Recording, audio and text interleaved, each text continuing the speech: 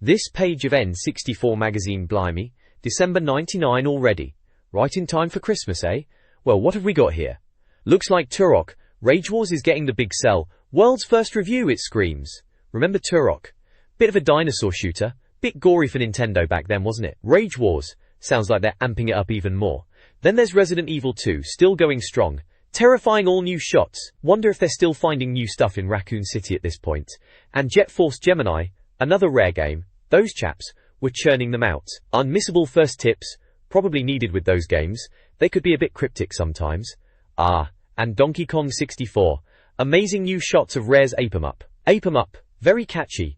Donkey Kong in 3D, that was something back then. And of course, Pokemon. Pokemadness is right, everyone was bonkers for Pokemon at this point. 5 pages of it, apparently. And free! Your favorite Nintendo characters do battle. Pocket battle cards. Sounds like one of those things you'd get excited about for 5 minutes then forget about. Presented free, with issue 35. Which is this one then? Oh, and down at the bottom, Planet Game Boy. The original and best Game Boy mag inside. So you got your Game Boy mag too? All for £2.95. Not bad for your pocket money, really. Good old N64 mag, always something to read. This page is the welcome page from issue 35 of N64 Magazine, dated December 1999. It's got that classic N64 Magazine look, very colourful and a bit chaotic but in a good way. It's all about welcoming you to the latest issue and hyping up what's inside. The main headline is War is Swell, which is a bit of a weird title, but they're talking about getting into the Christmas spirit and all the games coming out. Tim Weaver, the editor, is saying this Christmas is going to be great for N64 gamers. Gagoy. They're kicking off a Yuletide bumper chimbo issue, whatever that means. Probably just a big Christmas special. They're plugging Turok, Rage Wars, saying Mark spent ages on the multiplayer review and it starts on page 50. They reckon it's brilliant. And the world's first review, which is a big claim. Then there's a bit about Perfect Dark, Resident Evil 2, and Donkey Kong 64, saying it's a surprise month for quality games. Resident Evil 2 apparently frightened him to death, which is probably a good thing for a Resi game. Warranty you. Down the side, they've got little bubbles highlighting key articles. There's Planet Pokemon on page 28, promising everything you need to know about Pokemon. N64 battle cards on page 12, which sounds like a freebie card set with Mario vs Pikachu, to find out who wins. Then, Donkey Kong 64 inches on page 44, with staggering new shots, and calling it Rare's ace platformer. Resident Evil 2 on page 8, with exclusive new pics of the terrifying adventure. And finally Jet Force Gemini on page 86 with essential tips for Rare's ace shooter. Seems like Rare were the kings of the N64 back then, weren't they? At the bottom it says the next issue is out on Monday the 29th of November, and to jump to page 128 to find out why it's going to be fantastic, typical magazine cliffhanger stuff. And there's that little globe character playing an N64 controller at the bottom. He was always knocking about on these covers. Overall it's a pretty standard intro page, getting you excited for the Christmas issue and the big games of the time. Lots to look forward to if you were an N64 owner in December 99, that's for sure. This page from an N64 mag must be from Christmas 99, looking at the December issue date. Right then, let's see what's inside. First up is Planet 64, starting on page 10. Looks like the news desk is talking about the Dolphin, which we now know was the GameCube of course, and N64 battle cards.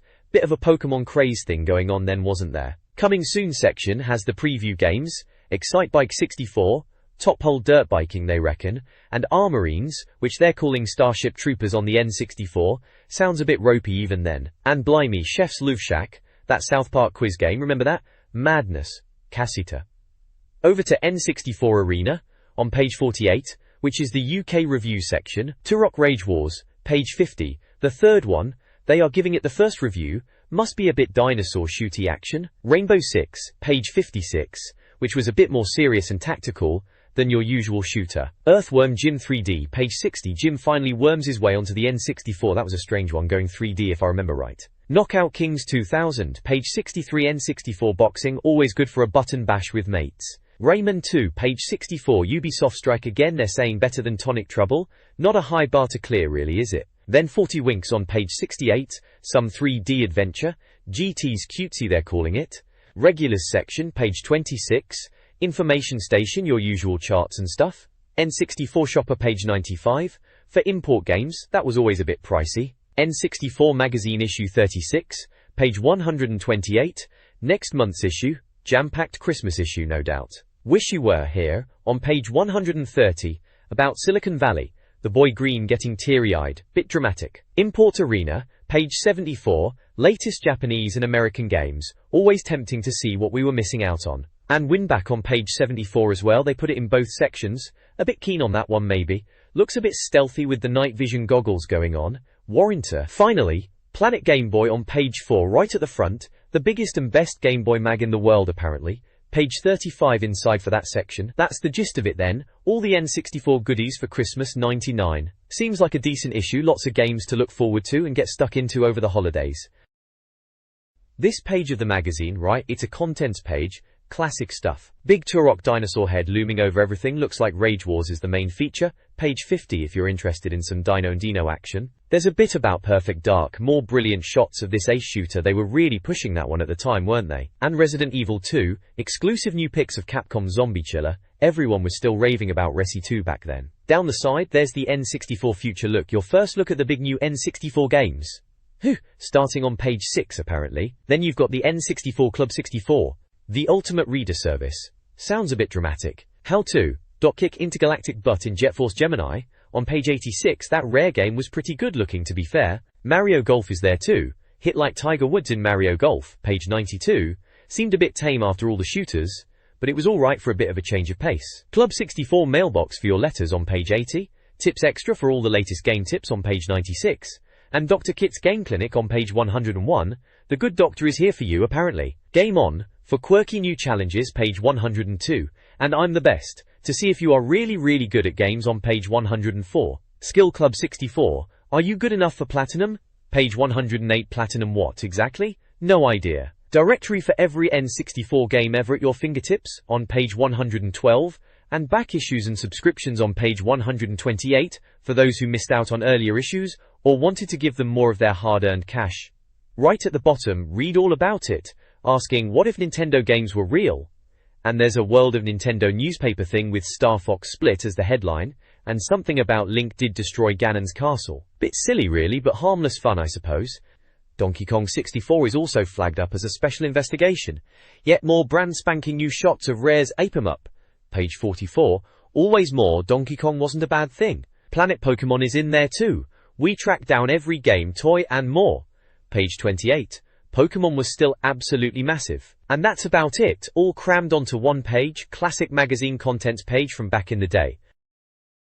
This page, right then, we're having a gander at what N64 Future Look has to offer, and it's all about upcoming games in it. Big splash for Perfect Dark, looks like Rare's next big thing after GoldenEye. They're saying it's a sci-fi shooter, which, well, yeah, with that spaceship thing on the left, that's clear enough. Seems like they're quite chuffed about it, giving it a 6 out of 6 Future Look rating.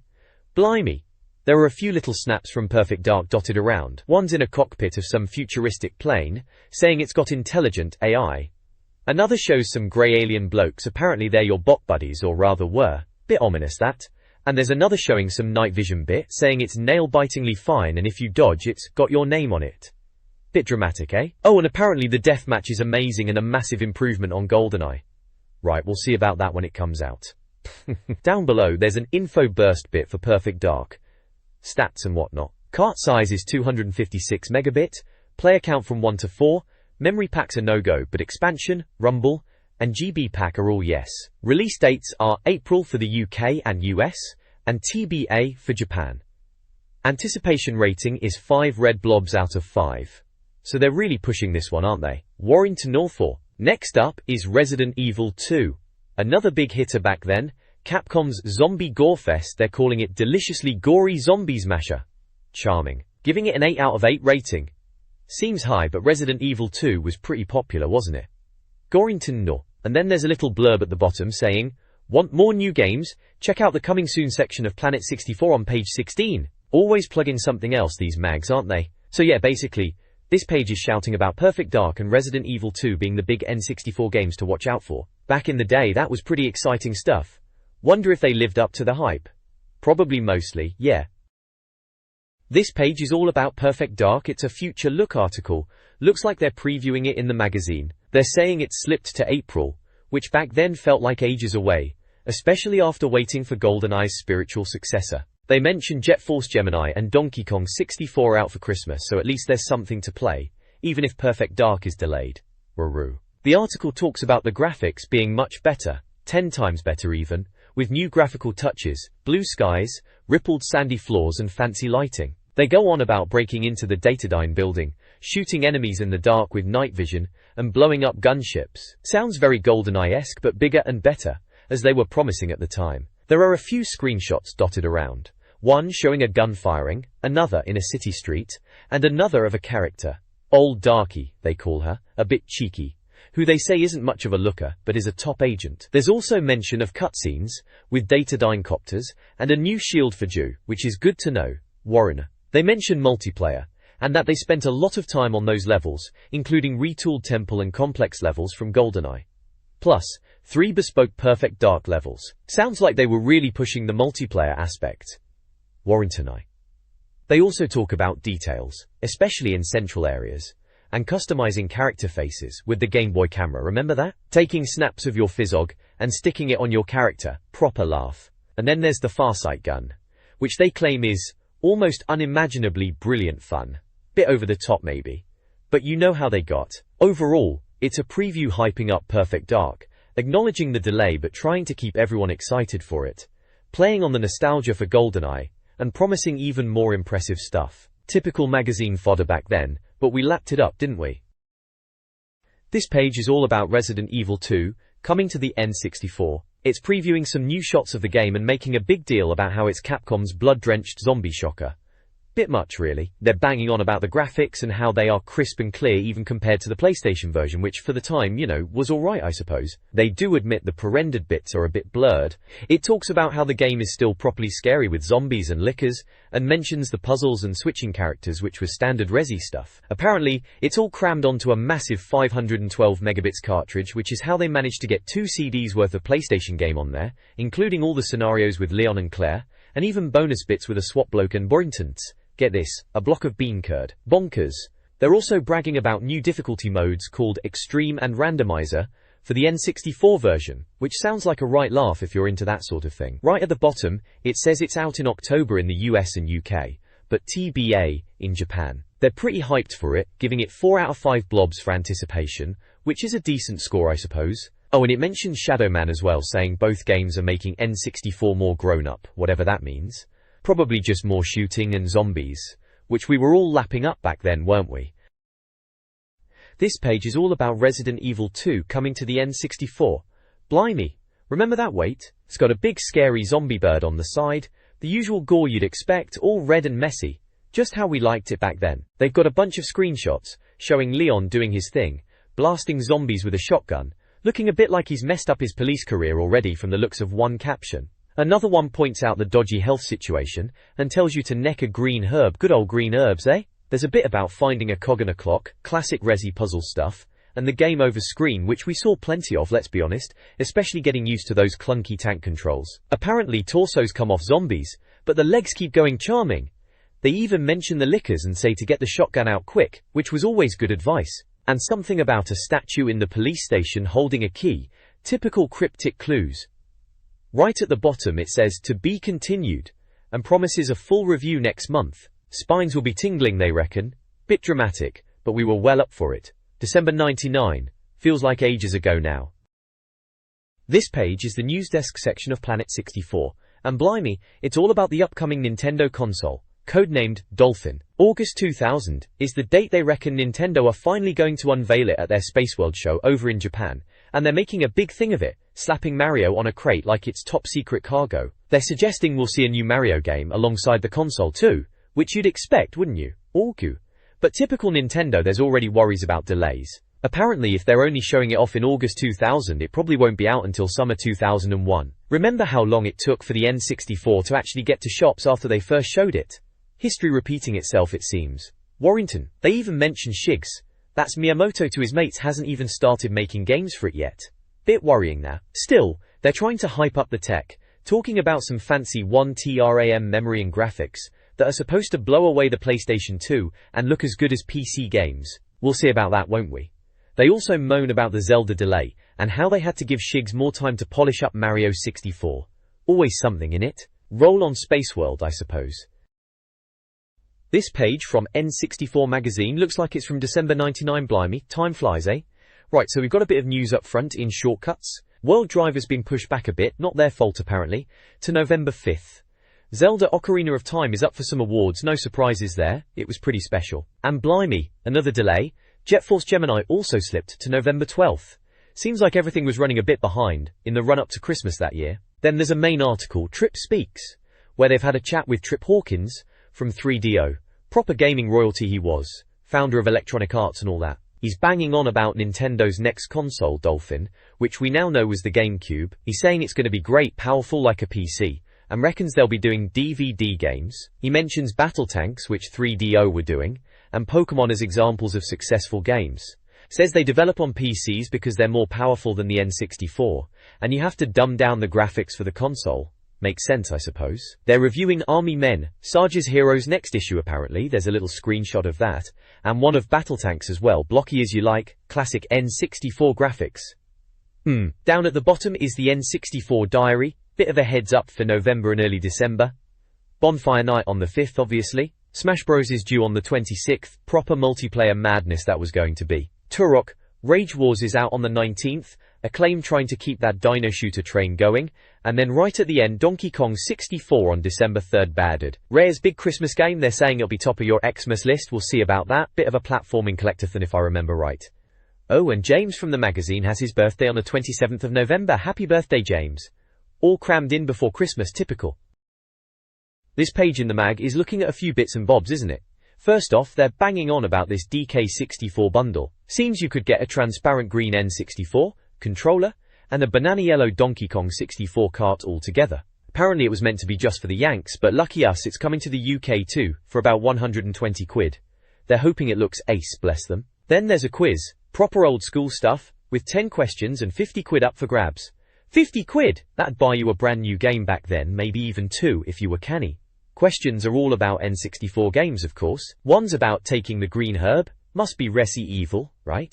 Another's about Slowcomotion, and who said it? Arnold Pico is a barely human what? Whatever that's about. They're asking what page Tony Gubber is mentioned on, something about Paul Lombard and a game he won't trade in, and a quote about a completely unique game by Evil Mark Green.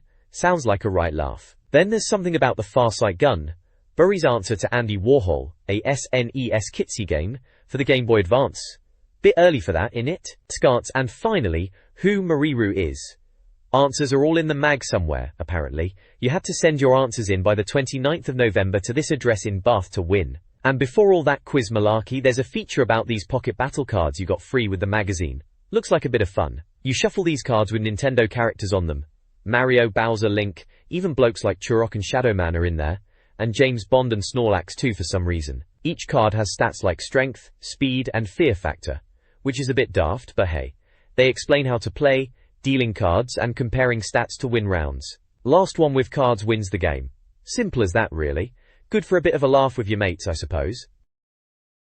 This page of N64 Mag back in '99 is all about the latest must-have gadgets and toys, proper Christmas stuff. Kicking things off are these grip flip wrestlers, little plastic figures in plastic egg cases. Apparently they've got magnets in their fists, a bit of a step down from the sweaty Hulk Hogan doll from the previous month, according to the reviewer, cheeky sod. But still, they reckon they're alright, and you can fling them around with coins, just don't try anything too heavy or they'll get knackered. 81% rating, not bad. Gaggin. Then there's the Nintendo vending machine toys, classic capsule toys, or gashapon as the Japanese call them, and these are shaped like Nintendo eggs. For a quid, you could get a Mario figurine, or a Game Boy picture viewer.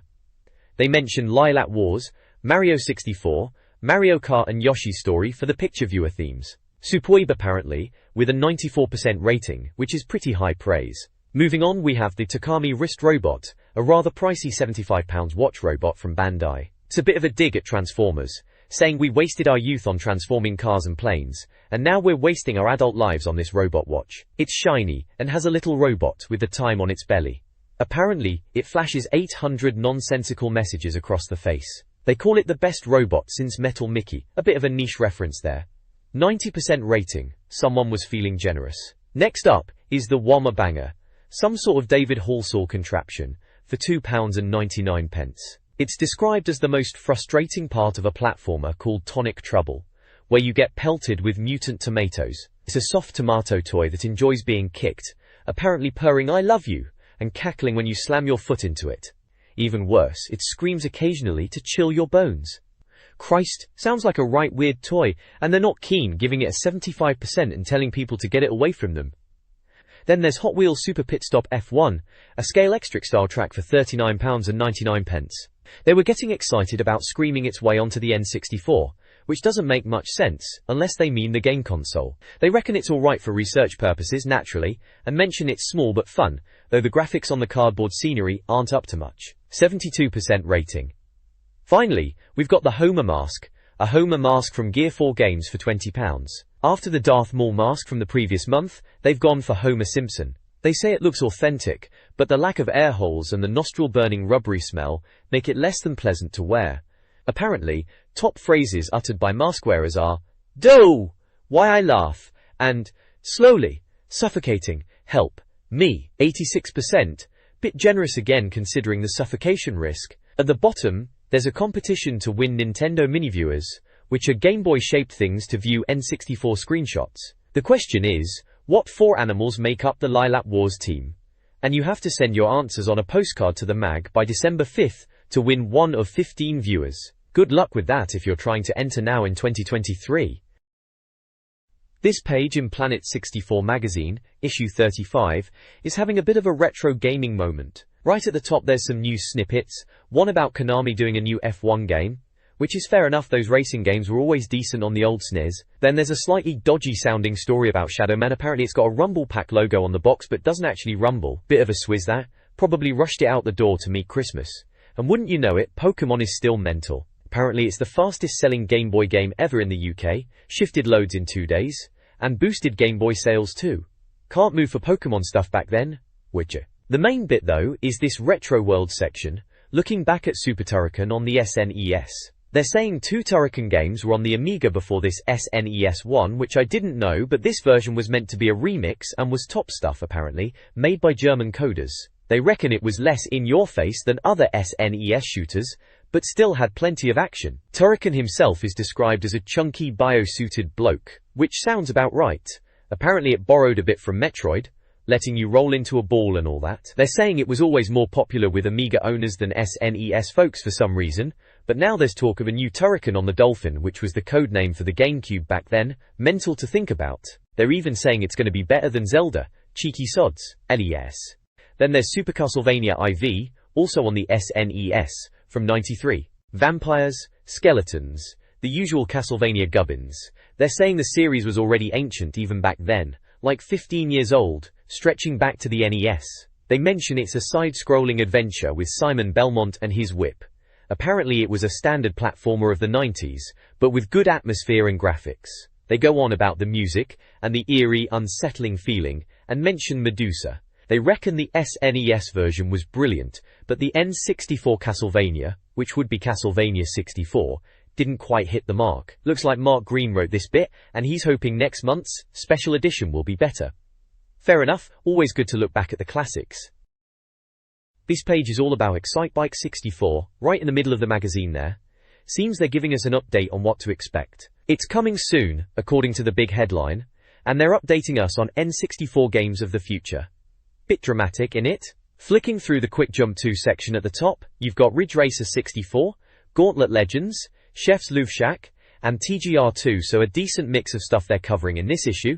No. The main article is all about Excitebike 64, calling it dirt track biking Nintendo style. The reviewer reckons, if someone can make a basketball game fun, then they can definitely do motorbike dirt biking. Cheeky dig at Kobe Bryant there, must have been a big basketball game at the time. They mention Left Field, who did Kobe Bryant, and reckon they've done a good job with Excitebike 64. Apparently it's a beefed up gaming version of some TV show called Kickstart, sounds a bit niche. 12 tracks, sky-high jumps and nice scenery they say. There's a Q&A bit on the side. Someone's asking if there's a track editor, and yeah, apparently there is, like in Revolt. Good stuff, being able to mess about and build your own tracks was always a laugh. Then they ask if the game is any good, and the magazine reckons it is, saying it's absolutely top-notch with smooth engine, stunning visuals and realistic physics. Bit strong words, but alright. They're using the expansion pack for better visuals apparently, and multiplayer is good too. 4 players, they confirm, minimal graphical cutbacks, and fast speed. Sounds decent enough. Looking at the info burst box, it's from Nintendo, 128 megabits cart, 1 to 4 players, no memory pack, but expansion and rumble packs are yes, and no GB pack. Release dates are December 6th for the US, spring for the UK, and TBA for Japan.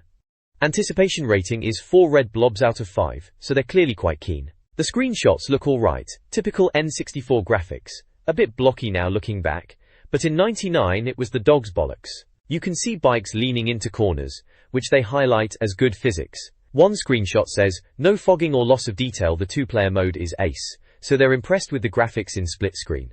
Another one says, look, you can jump for miles, showing a bike high in the air. Yeah, looks like classic Excitebike with updated graphics and some new bits. Could be a laugh when it comes out. This page in the mag is all about Armorines, which was trying to ride on the bug hunt wave, a bit like Starship Troopers they mention. It's from Acclaim, so you sort of knew what you were getting, maybe not top tier, but often some decent action. They're saying it's bigger, better, beefier and buggier than something, maybe Turok 2, which they mention they loved. Apparently Probe, the developers, spent ages fixing the frame rate and aiming from the engine they used, which sounds like it might have been a bit dodgy to start with, but they reckon it looks pretty good now. Wait. The screenshots show these massive spider-like bugs, proper ugly things, firing plasma bolts and generally looking nasty. One of the captions is about the rocket launcher being good for stopping bugs in their slimy tracks, bit graphic, in it. They also mention a machine gun being enjoyable to use and that supporting characters get munched on or shot at, cheerful stuff. Daya. There's a Q&A section too. Apparently the game is about the same size as Turok 2, so a decent length then, around 40 hours they reckon. Loads of levels, 20 in total spread across 5 areas like Siberia, Egypt, Volcano, Jungle and Hive. Sounds like a world tour of bug blasting, Turok. And get this, they're saying there are different bugs for each level, and they evolve, and the AI is staggering. They're raving about how the bugs run, duck, take cover, and hunt in packs, saying it's the best AI since GoldenEye. Bit of a claim that, especially as they then immediately go, oh yes, the game's not quite up there though. So maybe not that good then, eh? Sarcasm levels are high in this review. The info burst bit at the end says it's a 256 megabit cart, which was decent size for the N64. 1 to 4 players, needed a memory pack, expansion pack, and rumble pack. Basically, you needed all the add-ons to get the full experience back then. It was due out in December in the UK and US, but Japan was TBA. Anticipation rating is 4 out of 5, so they were clearly expecting good things, despite the not quite up there's comment about the AI. This page then features a couple of games being previewed for the N64. First up, it's Ridge Racer 64. Seems they were a bit underwhelmed if I'm honest. They say it's alright, got good 2 and 4 player modes and looks nice enough with its tracks and replays. But then they get stuck in saying the handling is twitchy, a bit too sensitive on the analog stick and the power sliding isn't great. Bit of a downer then, especially as they thought it'd be much better coming from the PlayStation version. It's coming out in November over here in the UK though. Wrecky. Then underneath that, there's Destruction Derby 64. This one sounds a bit more up their street. It's all about smashing up other cars to win races, not just coming first, which is a bit different to the PlayStation Destruction Derby games. Apparently the handling is good, arcadey fun, and you can even do handbrake turns, which is always a laugh. They mention a pass the bomb multiplayer mode, which sounds chaotic. They reckon it's going to be a barrel of fun, and it's also out in November. They do say the cars are a bit boxy looking, but that's not the end of the world, is it? Overall, Destruction Derby 64 sounds like it could be a good laugh with your mates. The next page in this mag is all about Xena, Warrior Princess, Talisman of Fate. Remember that telly show? It was a bit cheesy, wasn't it? All swords and sandals, but hey, it was popular enough. Anyway, they've got a little Q&A section here. Apparently there are loads of moves in the game, over 20 basic ones and loads of combos, which sounds alright. They even mention a training mode if you're struggling to pull them off, which is handy.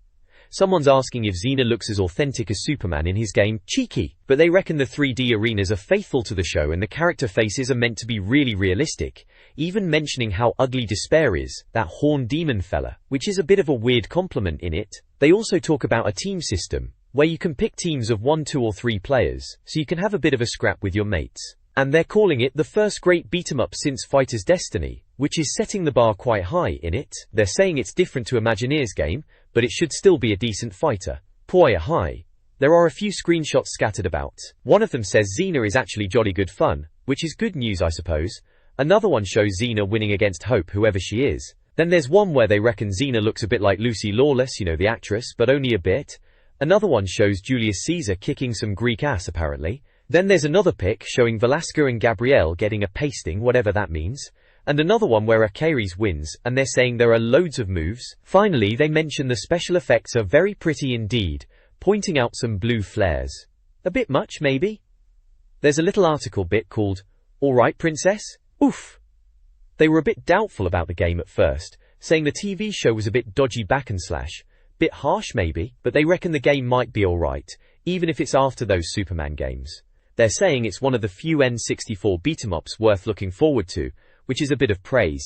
Apparently there are 11 characters from the show, like Xena herself, Gabrielle, Joxa, Velasca and Caesar. They're not just using fists and feet either. They've got weapons and magic attacks like fireballs and lightning and Velasca's terrible wind, whatever that is. They're comparing the fighting to Mortal Kombat, saying it's combo-based and fast-paced, taking place in 3D arenas that look like ancient Greece. Sounds a bit ambitious for the N64, doesn't it? You can play with up to 4 players at once, and there's even a Royal Rumble mode, wrestling style if you fancy that. They say they'll have a closer look in the review next month, so we'll see then if it's any good, won't we? Down the side, there's an info burst bit. It's a beat-em-up, obviously, in true 3D, whatever that really means back then. The game car is 128 megabit, which was pretty standard for the time. It's 1 to 4 players, needs a memory pack and expansion pack and rumble pack, but no GB pack, whatever that is. It was due out in November in the US and UK, and TBA for Japan. And they've given it 4 out of 5 red circles for anticipation rating, so they must be quite hopeful about it then. We'll see if it lived up to the hype, eh?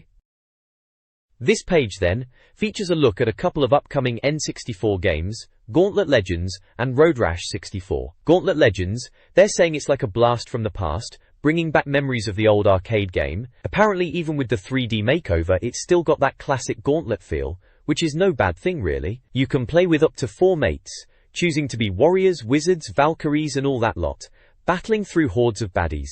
They reckon it's a bit of a laugh, clearing the screen of enemies. There's a little Q&A section where they're asked if it's too similar to the original, and they admit it is, but say it looks great with the expansion pack. They also say it's tremendous fun wiping out orcs and goblins. Sounds like a proper button basher. Way. Then there's Road Rash 64. They start off saying the bikes handle well, which is good, but it sounds a bit underwhelming overall, to be honest. They mention fogging and basic graphics, which isn't ideal. Apparently, the tracks are short and the races are a bit samey. In their Q&A they ask if it looks fun, and sort of begrudgingly admit you can earn cash to buy new bikes and join gangs, but playing it gets a bit repetitive. They do mention you can use weapons like tire irons and spiked clubs, and there are police and civilians about too, though not many it seems. Doesn't sound like a classic, more like a rental for a weekend if you're bored, maybe. The next page in this issue then, yeah, it's all about Top Gear Rally 2, right? Return of the N64's original racer, they're saying. Bit strong that, mind you. Becca. There's a Q&A section at the top, and they're chatting about how it's a bit strangely uninvolving at first. Not exactly glowing praise, is it? Apparently it gets better when you get further in, and they mention this random track generator thing, bit like F-Zero apparently, using bits of the regular tracks to make new ones. Sounds alright I suppose, if you can be bothered to finish the single-player game first. Trencher. Gory. Then there's the main article. They admit it's been superseded by the likes of V-Rally and World Driver Championship, which is fair enough. They say the first Top Gear Rally was the best on the N64, which might be pushing it a bit, but each to their own. Apparently this sequel's got better physics, but the handling and courses aren't quite up to scratch. They're still banging on about this track generator and mention multiplayer, secret bits, car damage and all that. Juki. There's a little info box with the usual guff. Kemco are doing it, 128 meg car, up to 4 players, memory and rumble packs are in, expansion and GB packs are out. Coming out in November in the US and UK, no idea for Japan yet. Anticipation rating is 4 red blobs out of 5, so not too shabby I guess. Parks are out. Scattered about are some screenshots with little captions pointing out things. No grid starts apparently, on-screen arrows to tell you where to go, marvelous scenery. Hope it doesn't pop up too much. Green lights when you take damage, water on the track, and a timed driving test that's apparently horribly tricky. Sounds like they're trying to make it sound better than it is, but we'll see when it actually comes out, won't we? The next page is giving us the lowdown on South Park, Chef's Louvre Shack. Seems like they're trying to take on Mario Party, but with the South Park humor, so expect plenty of swearing and toilet gags. It's got a game show vibe with Chef asking trivia questions about the show, and then loads of minigames, 22 apparently. They're going on about minigames like Asses in Space, Eat This, which is a pie eating contest, and Stampede with angry cows. They've even got this anal probe round with Cartman, which sounds a bit dodgy. Looks like all the usual South Park suspects are in there. Kenny, Stan, Kyle, Cartman, Chef of course, even Terrence and Phillip, zombies, cows, aliens, and that two-bottomed monkey bloke. They're even saying you can stuff another player if you don't know a trivia answer, which sounds a bit brutal for a party game. The reviewer reckons it's going to be, at $ing great. Bit strong, but we'll see. Over on the right, there's an ear to the ground section, talking about Turok 3. Rage Wars. Apparently, they've listened to the feedback from Turok 2, and they're trying to fix the save points and level design issues. They're even managing a highs mode without the frame rate problems from before, which is a bonus if you've got the expansion pack. It's due out for Christmas. Jorrington no. And in other news, Namco Museum is coming to the N64 with reworked versions of old arcade classics like Pac-Man, Galaxians, Pole Position, Galaga, Mez's Pac-Man and Dig Dug, if you're into that sort of retro thing. Plus, there's a Smurfs adventure game coming from Infogrames, using the same engine as Taz Express. Sounds a bit young, but each to their own. This page is all about Pokemon, right then? Can't escape it, can you? Headline screams Planet Pokemon in big letters, and it's "they're everywhere" underneath, which was pretty much the truth back then, wasn't it? It's talking about how you wait ages for Pokemon to hit the UK, and then suddenly, bang, Pikachu mania everywhere. Mentions a flood of merchandising, which yeah, you couldn't move for Pikachu stuff. They reckon there's loads more to come, games and toys, and some of the news from Japan was a bit dodgy apparently. Then there's a bit about newspaper coverage, something about the Nintendo Saturn getting beat by Sega. Bit random. Anyway, for us discerning Pokemon masters as they call us, they're showing off a bunch of screenshots and talking about the games, the Game Boy ones obviously, red and blue. They're saying there's a collection of extras and dates to expect them in the UK, and wondering if they're worth your cash. Cheeky. Teek. The pictures are just loads of Pokemon characters crammed together, Pikachu front and center giving it the big wave, Charmeleon looking a bit grumpy next to him. You've got a Bulbasaur, Squirtle, Zapdos looking sharp at the top, and a Mewtwo lurking about looking menacing as always. Magikarp's there being useless as usual, and is that a Hitmonlee? Blimey, they're all crammed in. So yeah, just a general Pokemon is massive sort of page, from back when it all properly kicked off here. Good times. Good times.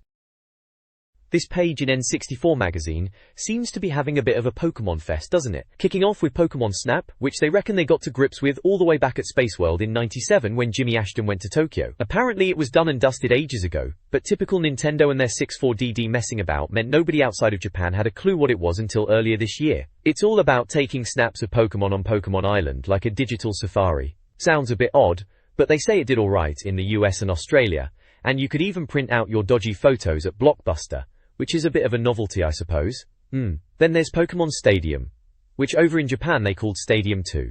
Apparently the first one was a bit pants because you couldn't actually battle your Pokemon in proper arenas. This one fixes that, and the monsters are all animated and that, which is nice. You can jam your Game Boy Pokemon in there too for tournaments and battling your mates, and it's got mini-games, like a Mario Party type thing. They reckon it looks pretty good, and the monsters are full of character, or as they put it, soft/hard/cute/ugly as they're supposed to. Bit weird, but alright. Apparently the Japanese version was a bit impenetrable, hence the slightly lower score, but they reckon it's worth waiting for. Lastly, they're banging on about Pikachu Genki Detchu, which is Japan only. Typical. It's all about talking to Pikachu with a microphone, a voice-activated virtual pet. Sounds a bit bonkers, to be honest. They're struggling to translate it to English, but are trying to make the microphone work with English commands. Apparently, Pikachu understands Japanese and a few English words, and can even zap you with lightning if you annoy him. The reviewer, poor old Jess, is there with a Japanese phrasebook trying to chat to the electric mouse. They're hoping for a Game Boy Advance version at some point, which seems a bit hopeful. This page takes us back to December 1999, and is part of an N64 special investigation in N64 Magazine. It's all about the Game Boy and specifically Pokemon games. Kasia. First up is Pokemon Pinball, which they rated highly back in February. Seems like it was a pretty big deal at the time, breaking records and all that. It talks about collecting 150 monsters while playing pinball, which sounds alright if you were into both Pokemon and pinball. Then there's a section about Mew, that elusive 151st Pokemon, Apparently it was tucked away in every Pokemon cart but not officially listed. To actually get Mew, you had to go to special Nintendo events, like roadshows. Lucky Aussies even got mail order Mew. They're saying we might get a chance to download Mew next Easter, which was something to look forward to back then. Next, it talks about the difference between the red and blue versions of Pokemon. It's a handy guide to see which Pokemon are exclusive to each version, like Arbok and Ekans in red, versus Bellsprout and Meowth in blue. You had to trade if you wanted to catch them all, naturally. Finally, there's a bit about Pokemon Yellow, which was coming out in June. This special edition follows the cartoon a bit closer and gives you Pikachu from the start, instead of choosing Charmander, Squirtle, or Bulbasaur. And Pikachu follows you around, refusing to go in his Pokeball, which is a bit different. They also mention a Pikachu Yellow Game Boy and printer, which sounds like a must-have for the hardcore fans, and that it's already out in Australia and the States, and coming to us next June. A trendy yellow and blue Game Boy is mentioned too. Must have been quite the thing. This page looks back to Easter 2001 for the upcoming Pokemon Gold and Silver games on the Game Boy. Blimey, that feels like ages ago now, doesn't it? They reckon Japanese kids were going nuts for the new Poke Gear, which was a brand new version of the Pokédex, and they were talking about new features like crossbreeding and even a real-time clock in the games. Fancy that. They also mentioned transferring your old Pokemon over, and this Yadoran, or Slowbro as we knew it, evolving into something called Yado King. Sounds a bit daft, doesn't it? They were saying it'd be a good few months before we'd see it in the UK, after the US lot got their import versions first. Then there's a bit about the Pokemon trading cards, which were already out then. Apparently, some of the first edition cards were going for silly money, even back then, and they mention this Jess's E3 Pikachu card, selling for millions. They give some tips on finding rare cards, suggesting eBay. Everyone was using eBay then, weren't they? If you were after that elusive Machamp holographic card. Down below it's all about Poketats, which is just a fancy way of saying Pokemon merchandise really. There's a Pokemon beanie plush, a giant cuddly Pikachu, must have been massive, it's called Giant after all. A Pokemon music box, some Pokemon pencil tops, and Pokemon figurines. They give them percentage ratings, bit odd, but the music box gets 90%, the plush a measly 88%, and the figurines only 80%, because the colors were a bit off. Apparently Meowth had a green shoe on his head. The pencil tops get 82%, probably for sticking in your pencil case at school, and annoying your teachers. They list the prices too, seems reasonable enough for back then. 5 essentials they reckon, for kitting out your house with Pokemon stuff. Madness really when you think about it. This page then, it's a blast from the past, the N64 Planet Game Boy Mag. Right in the middle it's shouting about a game called Stranded Kids. It's just you, a small monkey and a very sharp knife. Sounds a bit dodgy, a bit intense for a Game Boy game, but okay. White and Norsa has many. Up top there they're banging on about crazy bikers. On page 39, probably another one of those motorbike stunt games. We had loads of them back then, didn't we? And Asteroids on page 38. Can't go wrong with a bit of retro arcade action on the Game Boy. Retro arcade updates, it says. Fair enough. There's a competition to win a brand new game if you use your Game Boy camera pictures. Some game called Never Ever Let Me Out. Crikey, sounds a bit dramatic for a Game Boy game about camera pictures. Yee. And at the bottom, plus, tips. What you need to do to fill your Mario DX scrapbook and more. Inside. Always had to have the tips section, didn't you? Issue 10, December 1999. Just in time for Christmas then. Pretty standard page really, covering the usual suspects for the Game Boy at the time. This page is all about the new Game Boy Advance, or Planet Game Boy as they're calling it here. It's issue 10 from December 1999. Blimey, that takes me back. Martin Kitts is the editor.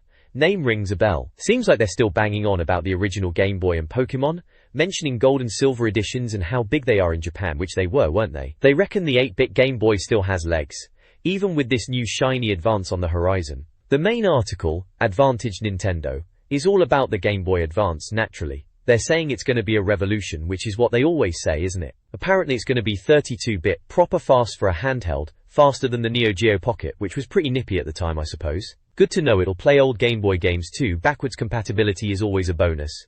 They're going on about a widescreen display, which is interesting, a 16:9 aspect ratio like TVs were starting to get. Bigger and sharper than the old Game Boy Color, and loads more colors, 65,000 apparently, which sounds like a lot. New shape too, not like the brick we were used to. Same size cartridges though, which makes sense. Internet on a Game Boy Advance? Bit of a stretch in 99, but they're saying you'll be able to email and send pictures, even play internet games. Sounds ambitious. Something about linking it up to the Dolphin, which we now know was the GameCube, for some kind of special connection. Battery life sounds alright, 20 hours on 2AAs, same as the Game Boy Color. Games-wise, they're saying expect plenty of support, even a Miyamoto game at launch. They mention Tetris selling 35 million copies, trying to get us all hyped I guess. There's a screenshot of what looks like a first-person shooter, on the Game Boy Advance screen, very Doom-esque, showing off the 3D graphics I suppose. Contributors are listed as Tim Weaver, Will Overton, Andrea Ball, Justin Webb, Neil Pedo, and Mark Green. Bunch of names. Overall, they seem pretty excited about this new Game Boy Advance, reckon it's gonna be the next big thing. We'll see about that, eh? This page is all about the upcoming Pokemon games, Gold and Silver. Remember when we were all chomping at the bit for those? It's saying here that us Brits would have to wait until Easter for the English versions, after the Americans got them in September. Typical, eh? Mind you, they reckoned if you were really desperate you could always get a grey import, which some of us probably did, let's be honest. They're making a fuss about this new Pokemon called Marill, calling it Pikachu's fat blue rival. Bit harsh really, it's just a round blue thing. They've got a little screenshot of it in a battle, and another one showing some kind of underground bit in the game. Apparently this Marill talks and wiggles its tail. Sounds a bit daft, doesn't it? Go no. Down the bottom, there's a bit about a mega memory thingy for the Game Boy. Looks like it's a save game storage system, so you could back up loads of Pokemon saves. It holds up to 100 saves apparently, which is a lot of Pokemon grinding. Says it's handy if you want to start Pokemon again without losing all your progress, or even cheat by copying save games between carts. Cheeky! Apparently it's about 20 quid, but it won't work with the Game Boy camera, which is a bit of a downer if you were into taking dodgy photos of your mates. Ah, simpler times, eh? This page is a review section, isn't it? Right then, first up we've got Stranded Kids for the Game Boy Color from Konami. Sounds a bit like your typical desert island scenario. Washed up after a shipwreck, you know the drill. They reckon it's a decent RPG for the Game Boy Color, which back then wasn't exactly overflowing with quality RPGs, if you weren't into your Zeldas or Harvest Moons. They mention crafting, surviving, and even a monkey pal. Sounds alright actually, if you were into that kind of thing on your little Game Boy. They've given it top marks, a full 5 stars, calling it an essential purchase. Bit strong, but hey, maybe it was that good at the time. Then underneath that is Asteroids, another Game Boy jobby, this time from Activision. Asteroids! Blimey! Takes you back a bit, doesn't it? Everyone knows Asteroids, proper old school vector graphics. They're saying this Game Boy version is pretty much what you'd expect, blasting rocks in space. Apparently it's got some new bits and bobs, new weapons and enemies, but it's still Asteroids at its core. They've knocked it down to 3 stars, certainly good fun they say, but a bit basic. Well yeah, it's Asteroids on a Game Boy in it. What do you expect, cutting edge graphics? Still, probably good for a quick blast on the bus. This page reviews 2 games for the Game Boy. First up is Crazy Bikers. Looks like one of those wacky motorbike games. They're saying it's a bit of a laugh with tiny bikes doing silly stunts, flips and jumps. Sounds like a bit of harmless fun for the Game Boy Color, especially with the 2-player link-up. The reviewer gave it a decent 4 out of 5, reckon it was alright for a quick blast on the handheld. Warrington. Then there's NBA Pro 99 inches for the Game Boy. It's trying to be a proper basketball sim.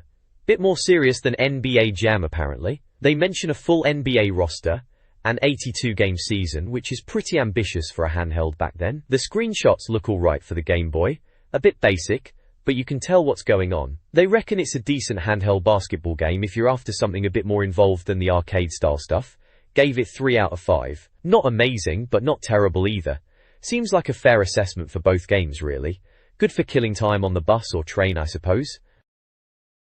This page in Planet Game Boy, right? It's giving us the lowdown on a few games. First up, it's Super Mario Bros. DX, which, let's be honest, was just Mario again but on the Game Boy Color. They're showing you how to unlock all the pictures in the album. Bits and bobs like filling the score meter in challenge mode, beating the original 1985 mode. Yeah, like we hadn't done that enough times already. It's broken down by page number in the album, so it's all nice and organized for you completionists. Doriya, Dorinchaga.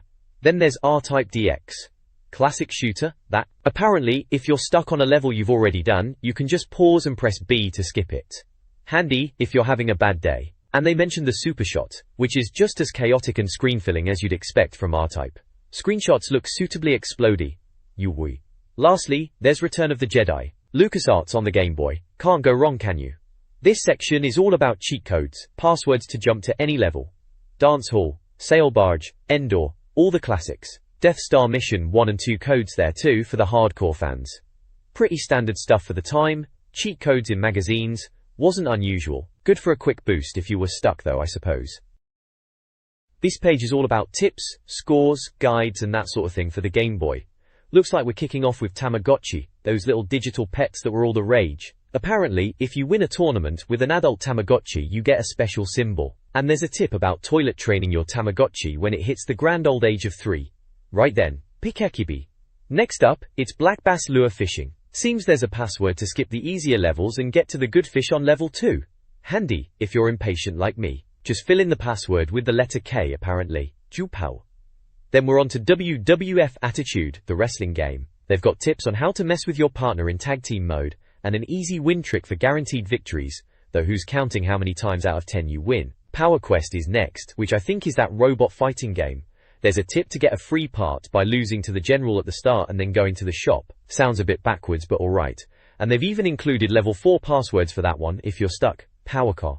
Finally, it's the high scores section. Mario Deluxe is topping the charts as always, with blokes like Ben Spratt from Bristol doing rather well. There's also Tetris DX and Game & Watch gallery scores. Someone called Jonathan Den is doing alright at Donkey Kong, and Mark seems to be the king of chef and parachute scores. People are still sending in their high scores, bless them. Right at the bottom they are asking for more scores to be sent in to Planet Game Boy at the N64 Magazine address, for those still playing these games and wanting their name in print. This page in Planet Game Boy is a bit of a laugh, isn't it?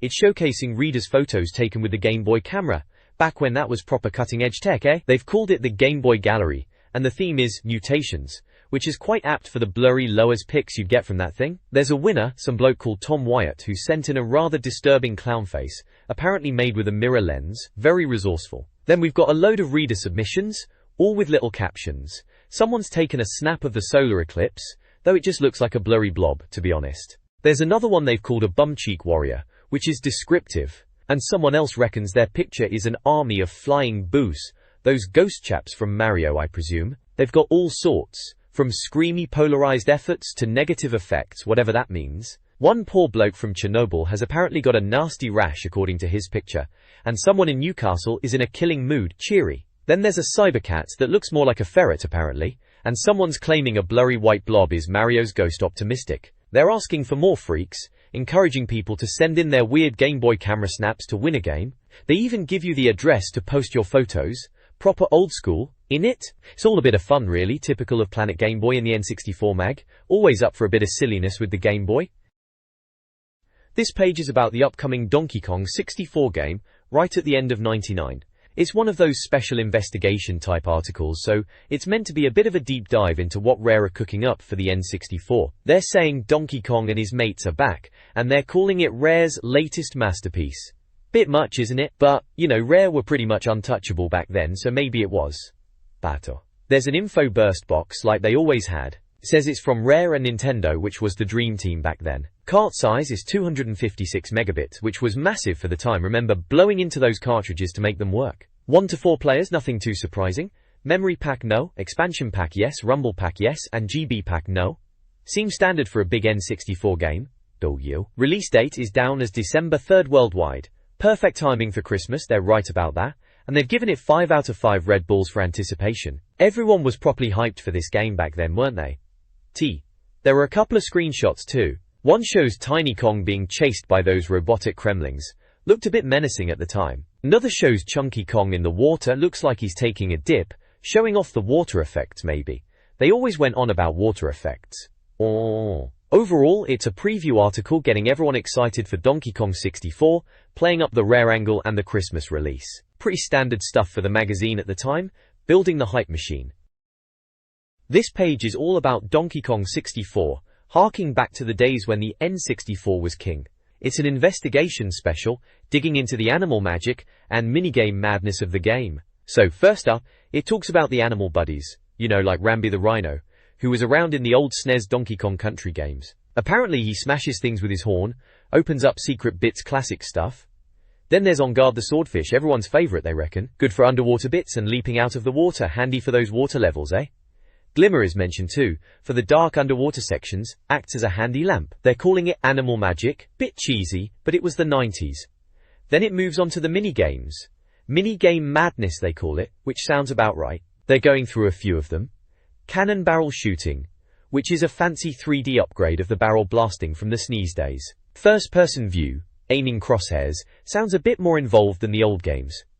Barrel bash, bit like those arcade games, whack-a-mole style, but with kremlings and melons. Jetpack chimp, Diddy with a jetpack, flying through rings, sounds a bit Pilot Wingsy, but with added shooting. Beaver bonanza, turning into a crocodile to chase beavers, a bit of a Banjo-Kazooie vibe with Mr. Vile apparently. And lastly, fly swatting.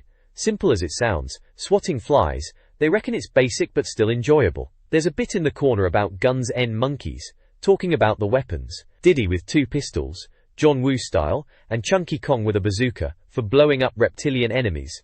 Nicely. Overall, it's a look at some of the quirky bits of Donkey Kong 64, seems like they were trying to cram loads of different gameplay styles in there, typical of the time really. Lots of variety, maybe a bit too much? We'll see, eh? This page is all about Donkey Kong 64, right in the middle of the magazine. It's having a proper look at some of the minigames you can expect, calling it Kong Race. Bit dramatic in it. They're going through a few of them like Beetle Adventure Racing, Navy SEALs, something called Scale Extric, and Minecart/roller coaster. Sounds like they're trying to mix things up a bit beyond just platforming. They're saying Donkey Kong 64 is massive, proper sprawling environments, even bigger than Shadow Man apparently, and that it needs the expansion pack, which we all knew really, if you wanted it to look its best. They're banging on about how good the graphics are, jaw-dropping lighting effects, and silky smooth framerate, which for the N64, yeah, it was pretty impressive at the time. It's funny reading it now, they're making out like this game is gonna blow everything else away, even Zelda, which is a bold claim. They mentioned Rare, and yeah, back then Rare were the kings, weren't they? After Banjo-Kazooie and GoldenEye, everyone was expecting big things. They're saying Donkey Kong 64 is going to be something quite special. Well, we all queued up for it, didn't we? Whether it lived up to all this hype, that's another story, eh? But looking at this page, you could definitely see why everyone was buzzing for it back in '99. This page then, it's all about Donkey Kong 64, and some of the boss encounters you'll be facing. Right at the top it says boss encounter, like it's a big deal, and to be fair back then it kinda was. They're showing off 3 big beasties, a giant Kremling who's caged up and looks proper cheesed off, an armadillo boss which was playable at E3, and ECTS, remember those? And a bird beast which looks like it's throwing fireballs, classic stuff really. Warrington. Then there's a bit about Shrinky Dinky, which sounds daft, but apparently Tiny Kong can shrink herself to get into secret areas, that's a bit clever. They mention Lanky Kong's arm walk move for speed, and Chunky Kong chucking huge rocks around, typical Kong madness, Taya. Funky's store gets a mention too, but it's not open yet. They're wondering if it'll open at Christmas, like some kind of in-game event, which would be a laugh. They reckon Rare are keeping it hush-hush. Down below they talk about Lanky's long arms and his special moves, but then they moan about the camera, saying it's still a pain like in Banjo-Kazooie, doesn't move automatically, and gets stuck on scenery. Which sounds about right for the time, didn't it always? Oh, and get this, they've hidden the original Donkey Kong arcade game in there, all 4 stages and original music. That's a nice touch, I suppose, for us old-timers who remember the proper Donkey Kong. They're saying the game is coming out December 3rd, and they reckon Rare will sort the camera out, and that is going to be a top Christmas game. Proper hyped up for it they were, weren't they? And there's a little note saying they'll have a massive review in the next issue. Sounds like the usual magazine fare back then. Plenty of promise, and a bit of moaning about the camera. Good times. This page of N64 Magazine looks like it's issue 35. Blimey, that takes me back. It's all about the latest N64 game reviews, and front and center is Turok Rage Wars. Crikey, another Turok already? They were churning them out then, weren't they? The first ever review of the 3rd one no less, they're making a big deal of it. There's a big picture of a dinosaur, naturally, looks like a T-Rex. Bit scary looking. There are some in-game screenshots too, looks pretty standard Turok fare, you running about shooting dinos and blokes in corridors. Seems to be the main feature. Go to page 50 inches it says. Annonce. Then down the side we've got a bunch of other games being flagged up for review. Rainbow Six is there. Can Take-Two stealth 'em up be as good as GoldenEye? Now that's a big question, isn't it? GoldenEye was the king back then. Go to page 56. Earthworm Jim 3D. Our favourite worm is back, it says. Not sure about 3D Jim, the 2D ones were classics. Wasn't sure if this one would cut the mustard. Go to page 60. Knockout Kings 2000. Top face-mashing fisticuff fun. Boxing game, eh? Always a few of those around. Go to page 63. Rayman 2. Ubisoft's latest attempt to out-Mario Super Mario 64. Bit of a tall order that one. Mario 64 was pretty groundbreaking. Go to page 64. 40 Winks. Can GT's spangly dream-based 3D platformer cut the mustard? Rayman 2. Another platformer trying to take on Mario, eh? Go to page 68. And finally Winback. Koei's answer to Metal Gear Solid reaches American shores. But is it any good? We reveal all. Sounds intriguing, that, a Metal Gear Solid competitor. Go to page 74. And at the bottom, they've got Import Arena. Don't forget to visit the Import Arena, it says, with a little US and Japanese flag. The games they're playing in America and Japan. Always tempting to see what the Yanks and Japanese were playing, before we got our hands on it. A bit of a tease, really. And that's the page in a nutshell. Looks like a decent issue, actually. Quite a few games to get your teeth into. Takes me back to thumbing through these pages and circling what I wanted for Christmas. Happy days. This page from N64 Magazine, right, takes you through how they do their reviews. It's all very viewed, rated and completed. A bit dramatic for a games mag, eh? They've got sections like essential information and, if you're in a hurry, fair enough. Some of us just want the score in it. There's an info burst section about a game called Kickle Cubicle 64 Feet. Never heard of it myself. Looks like a bit of a puzzle game going by the tiny picture. They're running through the tech specs, cartridge size, player count, all that nerdy stuff we used to pore over. Apparently this Kickle Cubicle 64 Feet is costing £40. Blimey, games were pricey back then. Then they explain their scoring system, bit like school grades really. 85% and above gets you a star game badge, fancy. 84% 70% is fantastic. 69% 50% is perfectly playable but not special. And then it goes downhill from there to absolute wretched crud at the bottom. Sounds a bit harsh if you ask me, but that's mags for ya. There's a bit called If You Like This, mentioning Mickey Mouse 64 Feet getting a 96% score, saying if you liked GoldenEye you might like Turok 2. Always trying to sell you another game, weren't they? Or, down at the bottom they have Team 64 Feet, the reviewers, all looking a bit pleased with themselves in their little photos. Tim Weaver, Will Overton, Andrea Ball, Justin Webb, Jez Bickham, Martin Kitts, Mark Green, Paul Edwards, and Neil Pedo, the usual suspects. Underneath their pictures, they've got daft quotes, and their Game of the Month picks. Tim Weaver chose Rainbow Six, Will Overton picked Turok, Rage Wars, Andrea Ball went for Winback, Justin Webb is on about 40 winks, Jez Bickham again with Turok, Rage Wars, Martin Kitts likes Winback 2, Mark Green again with Turok, Rage Wars, Paul Edwards is into Earthworm Jim 3D, and Neil Pedo's gone for Rayman 2. Looks like Turok Rage Wars was the hot ticket that month, or maybe they just got sent loads of copies to review. Good times reading through these mags, getting hyped for Christmas games. The next page here looks back at Turok Rage Wars. Seems they're reminding us about their special investigation in issue 33.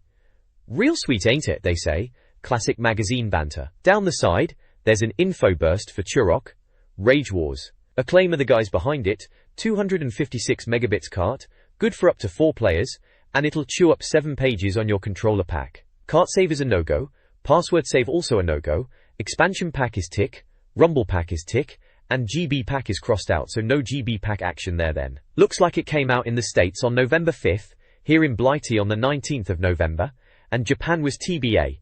Cost you £40 quid back then. Then there are a bunch of screenshots, with little comments. One mentions napalm gel being the end of someone, another one jokes about the Mag 60 gun looking a bit weedy but still packing a punch. They talk about waiting to grab spoils after a scrap, and how Turok's blood ends up on the wall.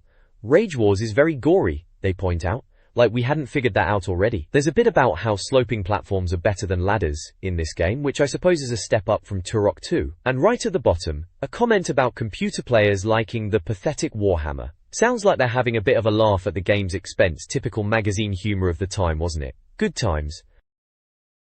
This page is all about Turok Rage Wars on the N64. Looks like they've given it a Star Game Award, which is always a good sign. They're banging on about the multiplayer deathmatch mode, and how you can all cram around the telly with just one controller, which was a bit of a novelty back then, wasn't it? Apparently, while everyone's waiting for Perfect Dark to finally show up, Turok Rage Wars is trying to fill that first-person shooter gap for Christmas. They mention it's a bit different from the usual shooter fare. The reviewer is having a bit of a dig, wondering if it's going to be another failed experiment like Iggy's Wrecking Balls or Revolt. Haha, bit harsh. But they do say it's a timely move away from the usual blasters. There's a section on gun control, talking about the weapon wheel, which they say is like Turok 2's but with different ammo icons. Apparently when you pick up ammo, the weapon wheel flashes, which sounds handy. They reckon the office is split on the weapon select system. Some think it's dead easy to flick between weapons, others are taking ages. There's a tap mode if you're struggling, double tapping A or B to cycle through. Loads of screenshots dotted around, showing off the gameplay and the weapon wheel in action. One bit mentions the Scorpion rocket launcher, saying it can blow away bad guys pretty quick. Another one shows picking up ammo and the name popping up on screen. They mention there are different ammo types, like the default bullet type. It's all being compared to GoldenEye, Turok 2, and Quake 2, saying it's taking the place of human players with computer-controlled bots for multiplayer. They're saying deathmatching is possible without a bunch of mates, which is a bit of a dig at needing friends to play games. Cheeky. They think it's a move away from traditional shooters, and we'll see if it's any good, I suppose. December 1999, right in the Christmas rush, yeah, good times. This page in N64 Magazine takes a look at Rage Wars and these tree roots. Remember Rage Wars? Acclaim were pushing that one on the N64. Apparently they had frame rate issues, as they mention in the Need for Speed bit, forcing them to reduce the number of bots in multiplayer, which wasn't ideal for a proper 4-player session with your mates. First up is Stage 1, a pretty basic deathmatch setup, just defenseless raptors, though they could still nip you if you weren't careful. You're armed with a shotgun, Mag 60, and tech bow to deal with them, and wiping them out gets you an extra life talisman. Stage 2 is meant to be more complicated, with claustrophobic corridors and fireborne, plus a red and yellow lizard creature. There's a power-up crystal, and the reward is a Scorpion rocket launcher, which was quite tasty. Stage 3 inches is a boss fight against Bastille, Mag 60 again, explosive ammo, another life talisman, and a "You killed the boss" medal. Stage 4A is a frag tag level, with a monkey to tag, and surprise surprise, another life talisman. Yawn, they say.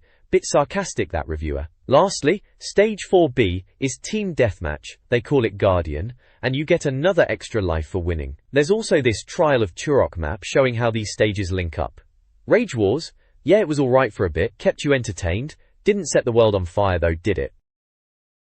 This page in N64 Magazine, bless it, is all about Turok, Rage Wars in the N64 Arena section. They're running through the different stages you'd be battling through. Stage 5 is another team deathmatch. This time they mention you're up against Add-on, Fireborn and a drone, all wielding miniguns no less. Looks like a right old free-for-all. They reckon if you've been picking up talismans you should be alright, even though the map is a bit sprawling. Apparently when all the bots start fighting each other the frame rate takes a bit of a wobble, which, yeah, back then on the N64 you just kind of accepted, didn't you? The reward for finishing this one? Another extra life talisman. Sigh, they put, which sums it up really. Stage 6 is yet another team deathmatch, this time with Adianon on your team. The enemies are drone and fireborn again, and apparently they like throwing boomerangs, so you're told to duck and run for your life. Charming. They say it's not too tricky, mentioning a watery section where enemies tend to gather, making for easy kills. The prize this time is a minigame talisman, which unlocks a bonus deathmatch subgame. Sounds like more of the same really. Then it's on to Stage 7, which is Rage Wars' first flag tag match, or capture the flag as we might call it. The aim is obvious, grab the flag and run it back to your base. Apparently the odds are stacked against you here, you're on your own against a drone and a juggernaut. They say there's no penalty for letting the other team grab your flag, which is a bit odd. Their tip is to lie low until you've got a safe run. 3 successful captures, and the reward is a big fat nothing. Cheeky. Stage 8 is frag tag. They call it a better tonic to the disappointing capture the flag level. Ouch! You're up against a single spawn bot in this one, set in a sparkling neon-lit arena. Sounds a bit like a rave. They say it's a battle of wits to make it to the tag portal, especially as the monkey enemies are apparently trickier in this level. Again, completing it gets you nothing at all apparently. Nice one. Changli. Finally, Stage 9, Turok's final stage. This one's against Talset, a speedy alien with boomerangs, mines, a freeze gun, and shotguns and pistols, the works basically. To make it harder, he unleashes a couple of guardians. They do admit they're admittedly easy to kill guardians. The map is described as staggeringly good, with a mid-air walkway and an underground tunnel with a power-up crystal. Complete this final level, and you unlock Raptor and get a medal. At least you get something this time. Door up. There's also a bit about Crystal Amazing, which talks about the multicolored power-up crystal you find in each level. Grabbing it gives you special abilities like invisibility, invincibility, rechargeable health, and super damage. Apparently slow time is the best one, making everything slower, including other players and weapons. They do point out that none of the crystal's gifts last very long, which is always the way, isn't it? And a section called Award of Evil, which mentions there are medals you can earn for exemplary deathmatch performances. One is for killing the first player to be your boss, and another if you get a certain number of kills in one game. They admit they don't actually do anything in terms of unlocking levels or characters, but they still help supply an extra dimension to the continuous bloodletting. Well, that's honest, isn't it? Just for bragging rights then. Typical N64 era extras, eh? Good times. This page in N64 Magazine, issue 35 then, takes a look at the weapons in Turok Rage Wars. Remember Turok? Proper dinosaur hunting stuff that was on the N64? This one's Rage Wars, and it's all about the deathmatch. They're showing off 6 of the guns you can get your hands on. Jaw. RLE. First up is the Scorpion, which they say is basically a rocket launcher. Sounds about right for Turok. Then there's the Boomerang, apparently Martin from the mag really liked it, and it's got homing sights. The shotgun is next, described as everyone's favorite first-person shooter weapon, and this one fires a load of bullets.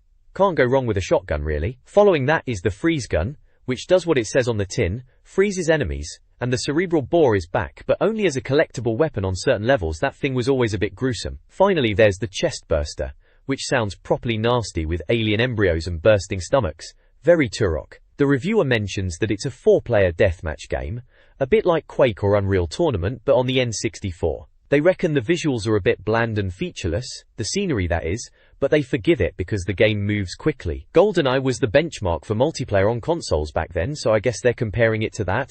Apparently this Rage Wars is a deathmatch and only game from the chaps behind Turok 2, and they think it's something a bit special, different from the usual first-person shooters. They say it's almost completely unique as a single-player game, because it's set up as a series of deathmatches against computer-controlled bots. They're saying the bots are alright, just about adequate, which isn't exactly glowing praise, but it's not terrible either. Sounds like they're trying to say it's a decent effort at bringing proper deathmatch to consoles, even if the scenery is a bit pants.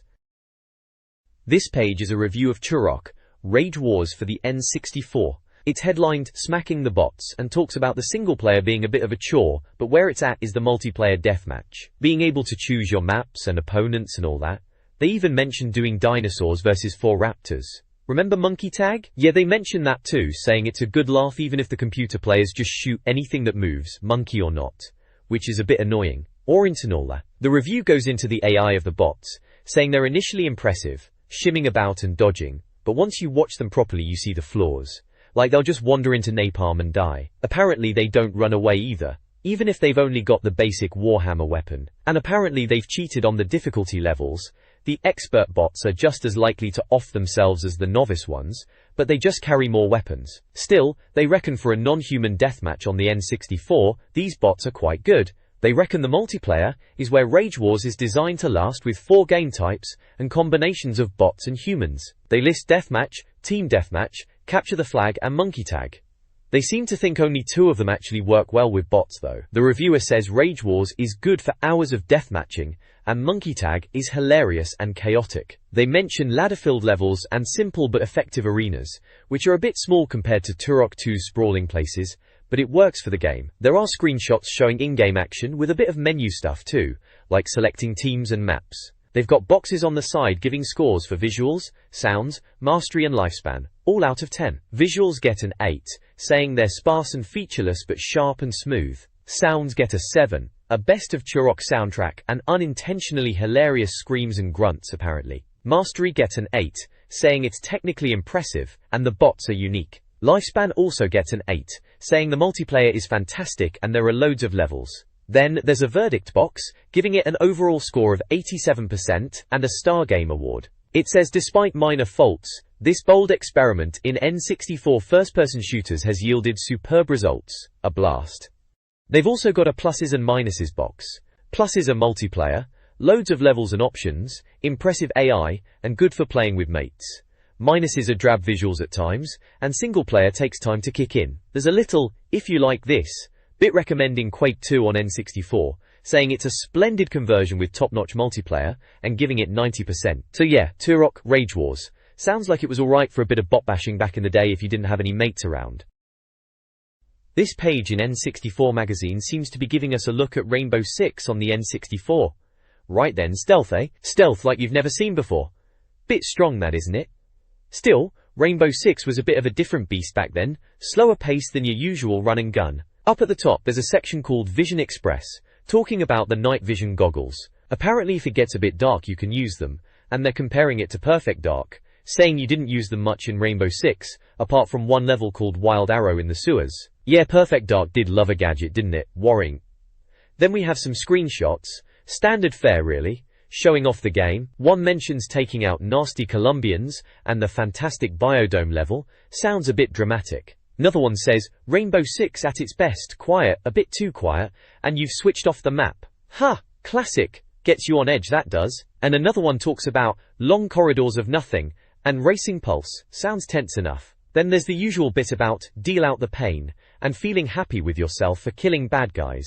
You know how it is. Down at the bottom, info burst section, gives us the facts and figures. It's from Take-Two, cartridge size is 128 megabits, 1 or 2 players, 19 pages on the controller pack. Blimey, that's a lot. Cartridge save, password save, expansion pack Limeg and GB pack Limeg are all crossed out, so no to those.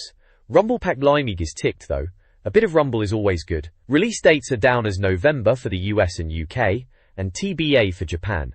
Cost is £40, which was a fair whack back then, wasn't it? Pretty standard price though for a new N64 game at the time. All in all, looks like Rainbow Six was shaping up to be a decent enough stealthy shooter for the N64, if a bit po-faced compared to Bond or Perfect Dark.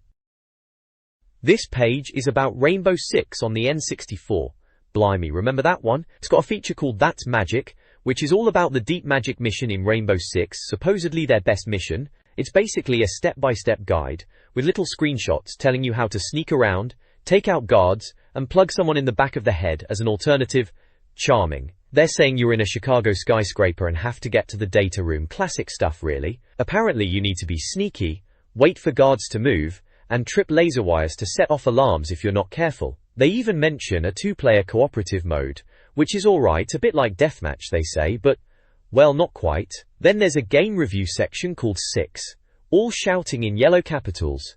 It's reviewing Rainbow Six itself, giving it a Star Game Award, so they must have liked it. They go on about how tense and scary it is with ricocheting bullets and one-shot kills, comparing it to GoldenEye in a way, saying it takes the stealth idea further. They reckon it's proper nerve-shredding stuff, converted from a PC game, and it's got all this Tom Clancy novel vibe with mission briefings and picking your team. Sounds a bit serious, but they say it's awesomely brilliant spy sim, if a bit flawed. Apparently you can choose your weaponry and team colors, red, blue, gold or green teams. Fancy.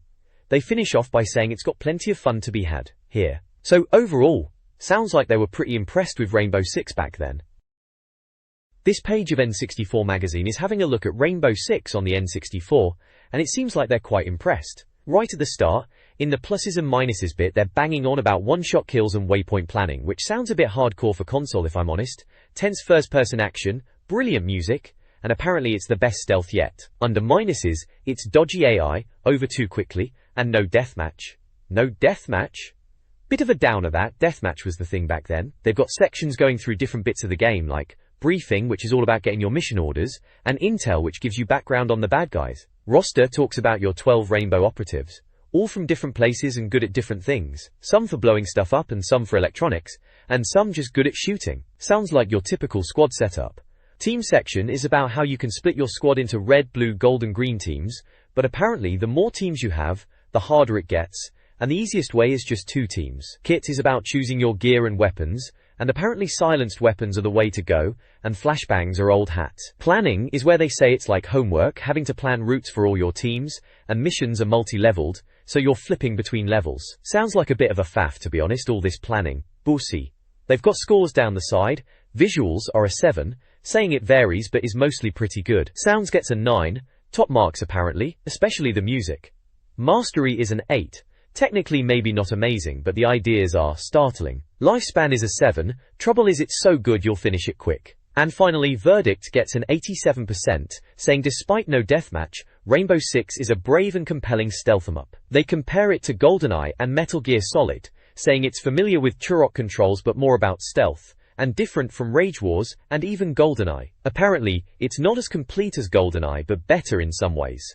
Bit of a bold claim that GoldenEye was pretty much untouchable. They reckon the sound is brilliant, backed by a stupendous film-like score. They mention waiting patiently like Metal Gear Solid to sneak past enemies, and that the AI sometimes goes a bit mad. Overall, they seem to really rate it, calling it absolutely ace at the end. Tim Weaver is the reviewer. Must have been in a good mood that day. It does sound like a proper tactical shooter, a bit more grown-up than your usual N64 fare. This page in N64 Magazine, issue 35, is having a look at Earthworm Jim 3D.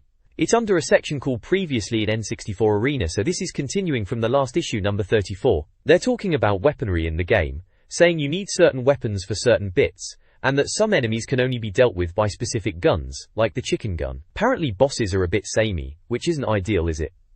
Warrington. There are some screenshots, one with Jim and some chickens. They mention Jim's fascination with them, and that it returns with a vengeance. Another screenshot shows a big flame-throwing enemy, described as a giant and befanged worm-chomping hoover. Naturally, they're keen on Jim's animation, saying he's splendidly animated as always. They're also showing off the leprechaun gun, and someone finds his fat little legs funny. You apparently need to meet a secret agent chicken to open doors. Sounds like classic Earthworm Jim madness. They also point out your standard laser pistol has infinite ammo, which is always handy. Shatter. Down the bottom there's an info burst box, basically the game facts. It's from Rockstar, 128 megabit cart, single player only. No controller or expansion pack, but it does have Rumble Pack support and cartridge save. Password save is out, Rumble is in, that's progress for you. It was out now in the US, coming in November here in the UK and TBA for Japan. 40 quid it was costing, which was a fair whack back then. This page in the magazine is having a look at Earthworm Jim 3D. Remember that one? It's doing a little guide to the Psycho boss fight, telling you to grab 100 marbles and shoot shells back at him. Apparently the story is as daft as ever, with Jim having to sort his brain out by going through worlds based on fear, memory, that sort of thing. Collecting marbles is the name of the game, making Jim supposedly smarter as you go. The main article, they are saying Jim's back, but in 3D, 3 division they call it, and it's not exactly mind-blowing, but better than early previews made it look. They go on a bit about how the old SNES Earthworm Jim games were proper funny in that, and how Jim ended up in that clay fighter game. Visuals are alright apparently, colourful and animated, but it's still a second-rate 3D platformer. They mention silly things like Chicken General's underpants, and the usual collecting bits and bobs to do, but moan about the camera, saying Banjo-Kazooie did cameras better. It's all about collecting golden udders and marbles again, and if you die you lose your marbles. Typical. Levels are meant to open up depending on how many marbles you get. Hilarious, apparently. This page in N64 Magazine, issue 35 it looks like, is having a look at Earthworm Jim 3D. Right then, Earthworm Jim, now that was a name wasn't it? They're like a dungu. So, pluses and minuses, yeah fair enough. They reckon it's good because it's Earthworm Jim, it's silly and colourful. All very true. Minuses are a terrible camera, poor jumping, and tedious marble collecting. Sounds about right for some of these 3D platformers back then, didn't it? True. They've got a section on worm weaponry, going through the pistol, leprechaun, chicken and cleaver weapons. The leprechaun is a mushroom-shaped fella, that's a bit odd even for Earthworm Jim. And a chicken weapon? Well why not, eh? If you like this, section recommends Banjo-Kazooie, always a solid choice, rare at their best on the N64 weren't they? Superb 3D platformer. With bears. Can't argue with that. Visuals get a 6. Sounds 2. Mastery a 5. Lifespan a 6. Visuals are clean and colourful, but not amazing. Sounds are a good country tune, but speech is annoying. Mastery is capable, but not impressive anymore. And lifespan is difficult for the wrong reasons. Yeah, seems consistent. Cuffle verdict is a 68%. Earthworm Jim is great, but his latest game, despite the inspired lunacy, is simply 3D platforming by numbers. A shame. Death happens far more frequently than it should, due mainly to the unhelpful camera and some random jumping. Again, not surprising for early 3D platformers. They mention dodgy camera and jumping again in the main text too. They reckon it's better than Tonic Trouble and Gex 64, but not on par with Rayman 2 and Starshot. And they finish it off, saying you should save your money until a certain fat ape dominates the charts. Guessing they mean Donkey Kong 64 then, coming soon no doubt. Bit harsh maybe, but they are keeping it real, aren't they?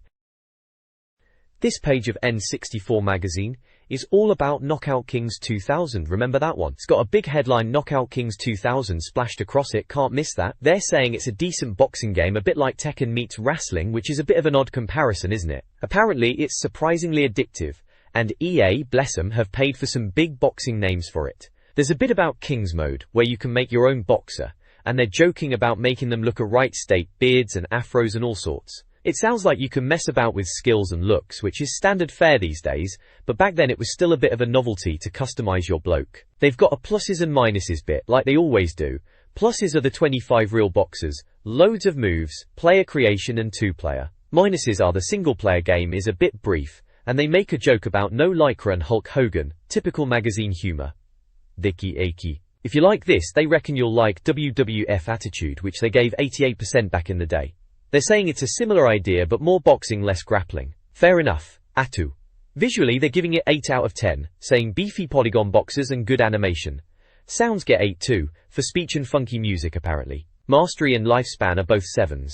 Nothing amazing but decent enough, they say. Overall the verdict is that it's surprisingly entertaining and refreshingly different, and they slapped an 82% on it. Not bad, not amazing, but worth a look if you were into your boxing games on the N64. Remember paying 40 quid for a game? Madness when you think about it now. This page in N64 Magazine, issue 35, is previewing Rayman 2. It's titled, Hip, Hip, Ray for Rayman? Not quite. They're talking about how instead of a hub world, Rayman 2 has this virtual map, which is meant to be a bit of a faff to navigate as you move between levels. The reviewer seems a bit underwhelmed by this map idea, saying it's a shame it takes so long to move around, and the characters on screen just slow everything down. Still, they do admit it looks nice enough. Looking at the screenshots, we've got Rayman on some sort of jet ski dinosaur thing. Apparently that's an Aces moment. There's a bit about Z targeting and fire, which I suppose was a big deal back then. Then we've got lava, which is unsurprisingly fatal, but at least someone built a bridge. Cheers to them. Oh, and falling platforms, which they reckon are irritating, and let's be honest, they usually are, aren't they? There's Rayman hopping across lily pads with Lie, and the caption says you'll fall in a lot. How encouraging. Apparently you can find secret areas by throwing balls at pyramids, and go swimming with dolphins, which is described as highly relaxing, especially as it's doing the work. Cheeky. Also health fairies that vanish quickly, typical. And some pirate ship chasing bit with more falling platforms. Sounds stressful. Lastly, swinging on a rope with lasers, just like Mission Impossible. Bit dramatic, innit? Down below, in the info burst bit, it's from Ubisoft, a 128 megabit cart, single player only. Controller pack needs 1 page, cartridge save is a no-go but password save is in, plus expansion and rumble pack support but no GB pack. Release dates are October for the US and UK, and TBA for Japan, and it's 40 quid. 40 quid! Blimey, games were pricey back then, weren't they, Jack? Overall, reading this, it seems like they think Rayman 2 is alright, looks pretty, but maybe not quite the revolution they were hoping for. Not quite is right there in the title after all. Still, Rayman, eh? Bit of a platforming icon, even if he is French and has no limbs. Can't fault his enthusiasm. This page is all about Rayman 2 on the N64, looks like a feature on one of the trickier levels called That Sinking Feeling. Right at the top there's a title like a headline, and then it's broken down into 6 steps, walkthrough style, for getting through this bit of the game. Warrington Norsa, Step 1, is about starting on a ghostly bridge and swinging across to a vine wall, which acts as a save point. Then, Step 2 talks about sinking platforms and using your helicopter ability to hop across without falling in the drink. Sounds a bit fiddly. Number 3 mentions using magic fists to swing on green rings like Tarzan, and you need to time the helicopter move just right. Step 4 is where it gets ridiculous. Apparently with a towering platform that plunges you into the sea and you've got like half a second to shoot a ring before Rayman drowns. Blimey, that's tight. Step 5 is about repeating it all a few times charming. And finally, Step 6 is about opening a locked door using crystals carried over from these sinking platforms. Joy. Below the gameplay tips there's a review section, and the reviewer isn't exactly over the moon. Seems like they think Rayman 2 is a bit of a lackluster French platformer, and they mentioned Tonic Trouble on the N64 as being even worse. That was a stinker, wasn't it? They're saying the designers tried to make it a speed platformer, but it's a bad idea, especially in 3D. They compare it to Mario, but not in a good way, more like it's failing to reach Mario's heights. They do grudgingly admit Rayman himself is alright and easy to control, even if he is a bit of a Mario wannabe, and that the camera is mostly okay. Overall, the tone is a bit sarcastic and not massively impressed, saying the difficulty is more about frustrating controls than clever design. Ah well, we've all played worse, haven't we?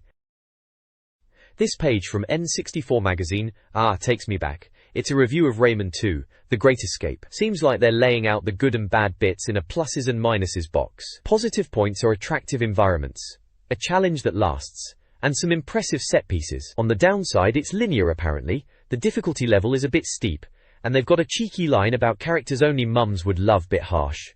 Norrentis. They've got a section called Fairy Story, explaining about collecting lums in the game, which are like Mario's coins or Banjo's notes, to open up later levels. Apparently there are loads of them, often hidden away, and you need to get special abilities to reach some. They mention a funny moment in the intro cutscene, with a big baddie gobbling up a fairy which reduces your lum count. Clever stuff, I guess. If you like this, they're recommending Glover, which they reviewed in issue 21 and gave 83%. They call it one of the few original third-party platformers on the N64. Bit of a deep cut, Glover, remember that? Porky. Visually they reckon it's crisp and colourful, even without the expansion pack, but a bit samey. Sound-wise they mention twee music and irritating Yahoo! Noises from Rayman. Can't argue with that. Yahoo!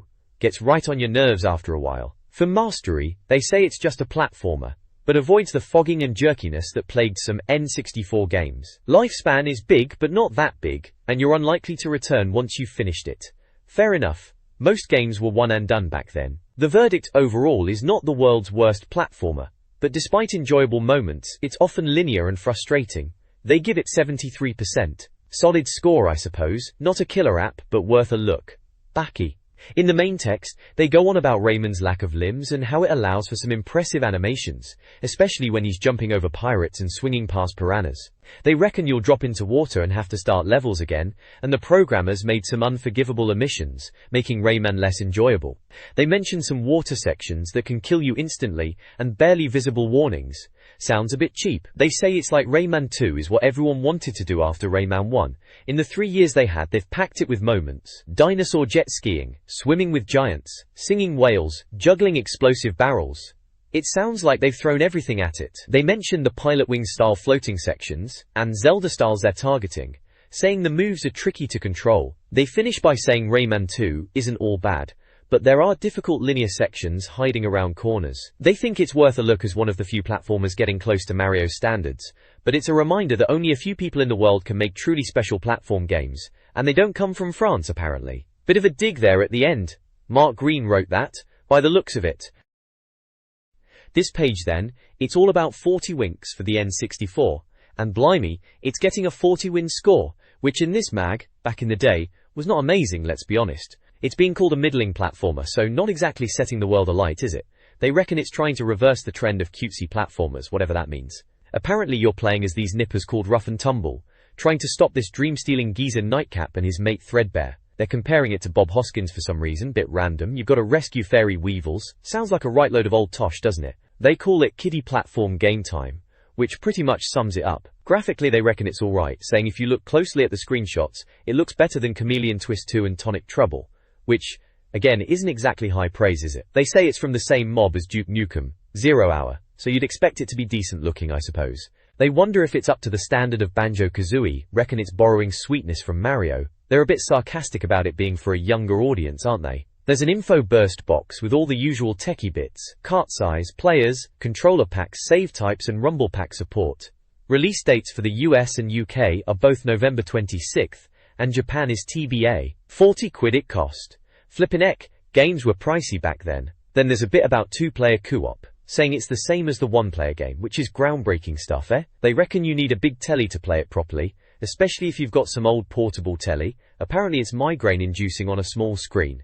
Ouch. Right then, on to the next page. This page in N64 Magazine, bless it, is having a right go at whatever game this is. It kicks off with Vomit Attack, which charmingly describes pressing Xi to unleash a projectile vomit attack. Nice. Apparently, depending on if you're a standard kid or a caveman, it's either a vaguely unsettling scream or actual chunky vomit. Delightful. The screenshot does indeed look like our chap is chucking up his guts, complete with, and I quote, bits of bone. Lovely. Then we're on to Arachnophobia, which is about a giant spider boss. They're wondering if it's supposed to look like Bob Hoskins straddling the thing. Which, now you mention it, the advice is pretty standard stuff for boss fights back then. Avoid the webs, fight the spiders that come along, and then take on the big hairy baby. Apparently Uncle Bob, sorry, the spider, launches you skywards and crushes you.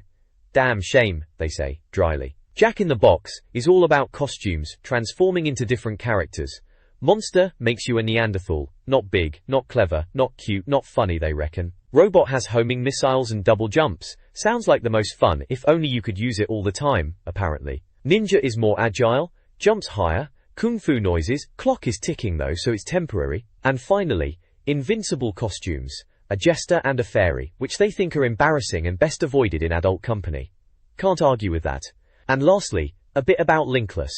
Apparently, the best thing about two-player mode is pushing your mate about. Can't hurt them, but you can knock them off ledges into lava. Her in this case is Andrea. Whoever she is, they're moaning that there's no link-up, and wondering if some kind of enhancement like in Spectrum's Head Over Heels would have been good. Innovation in 3D, if only, they sigh. Ah, simpler times. This page then, it's all about 40 Winks, talking about the fighting in the game, and they've called it fighting farce, which is a bit harsh, innit? Apparently, the standard attacks are just hammering the B button for a 3-punch kick combo. They're asking where they got their ideas from, which is a fair question really. Hey, it mentions that even though it's good enough for Matza, referencing Mario 64 I suppose, it's not enough for 40 Winks, and that enemies don't die outright from a kick, and you freeze after doing it, leaving you open to attack. Then it says while you're frozen, the enemy will come back with their own attack, unless you hit them from behind, which isn't always possible, so you're guaranteed to get whacked. Sounds a right pain, to be honest. The reviewer is saying that a typical fight is like punch, punch, kick, ouch, punch, punch, kick, ouch, and so on. They end with annoying, bloody. So yeah, I reckon they're not too impressed with the combat. There's a bit about the visuals too, saying it's almost up to the standard of Banjo-Kazooie. That was high praise back then, Banjo was a looker. They reckon the visual department and the technical prowess is admirable. They also point out that the characters seem to slide about a bit, like they're on ice, which affects gameplay when you're near edges. And under visuals, they say the two lead characters in 40 Winks are a bit generic, sort of a parallel universe version, defined by big heads and small bodies, and call it a cuteness equation. They reckon it doesn't really work, and that the saw-off duo of Rough and Tumble are more appealing than the characters in 40 Winks. They list a load of platformer heroes: Rayman, Tonic Trouble, Crash Bandicoot, Spyro and all the others, saying they fail to impose personalities on younger gamers, which is a bit strong. They think ignoring the characters, the game is a fairly standard platformer starting from a hub.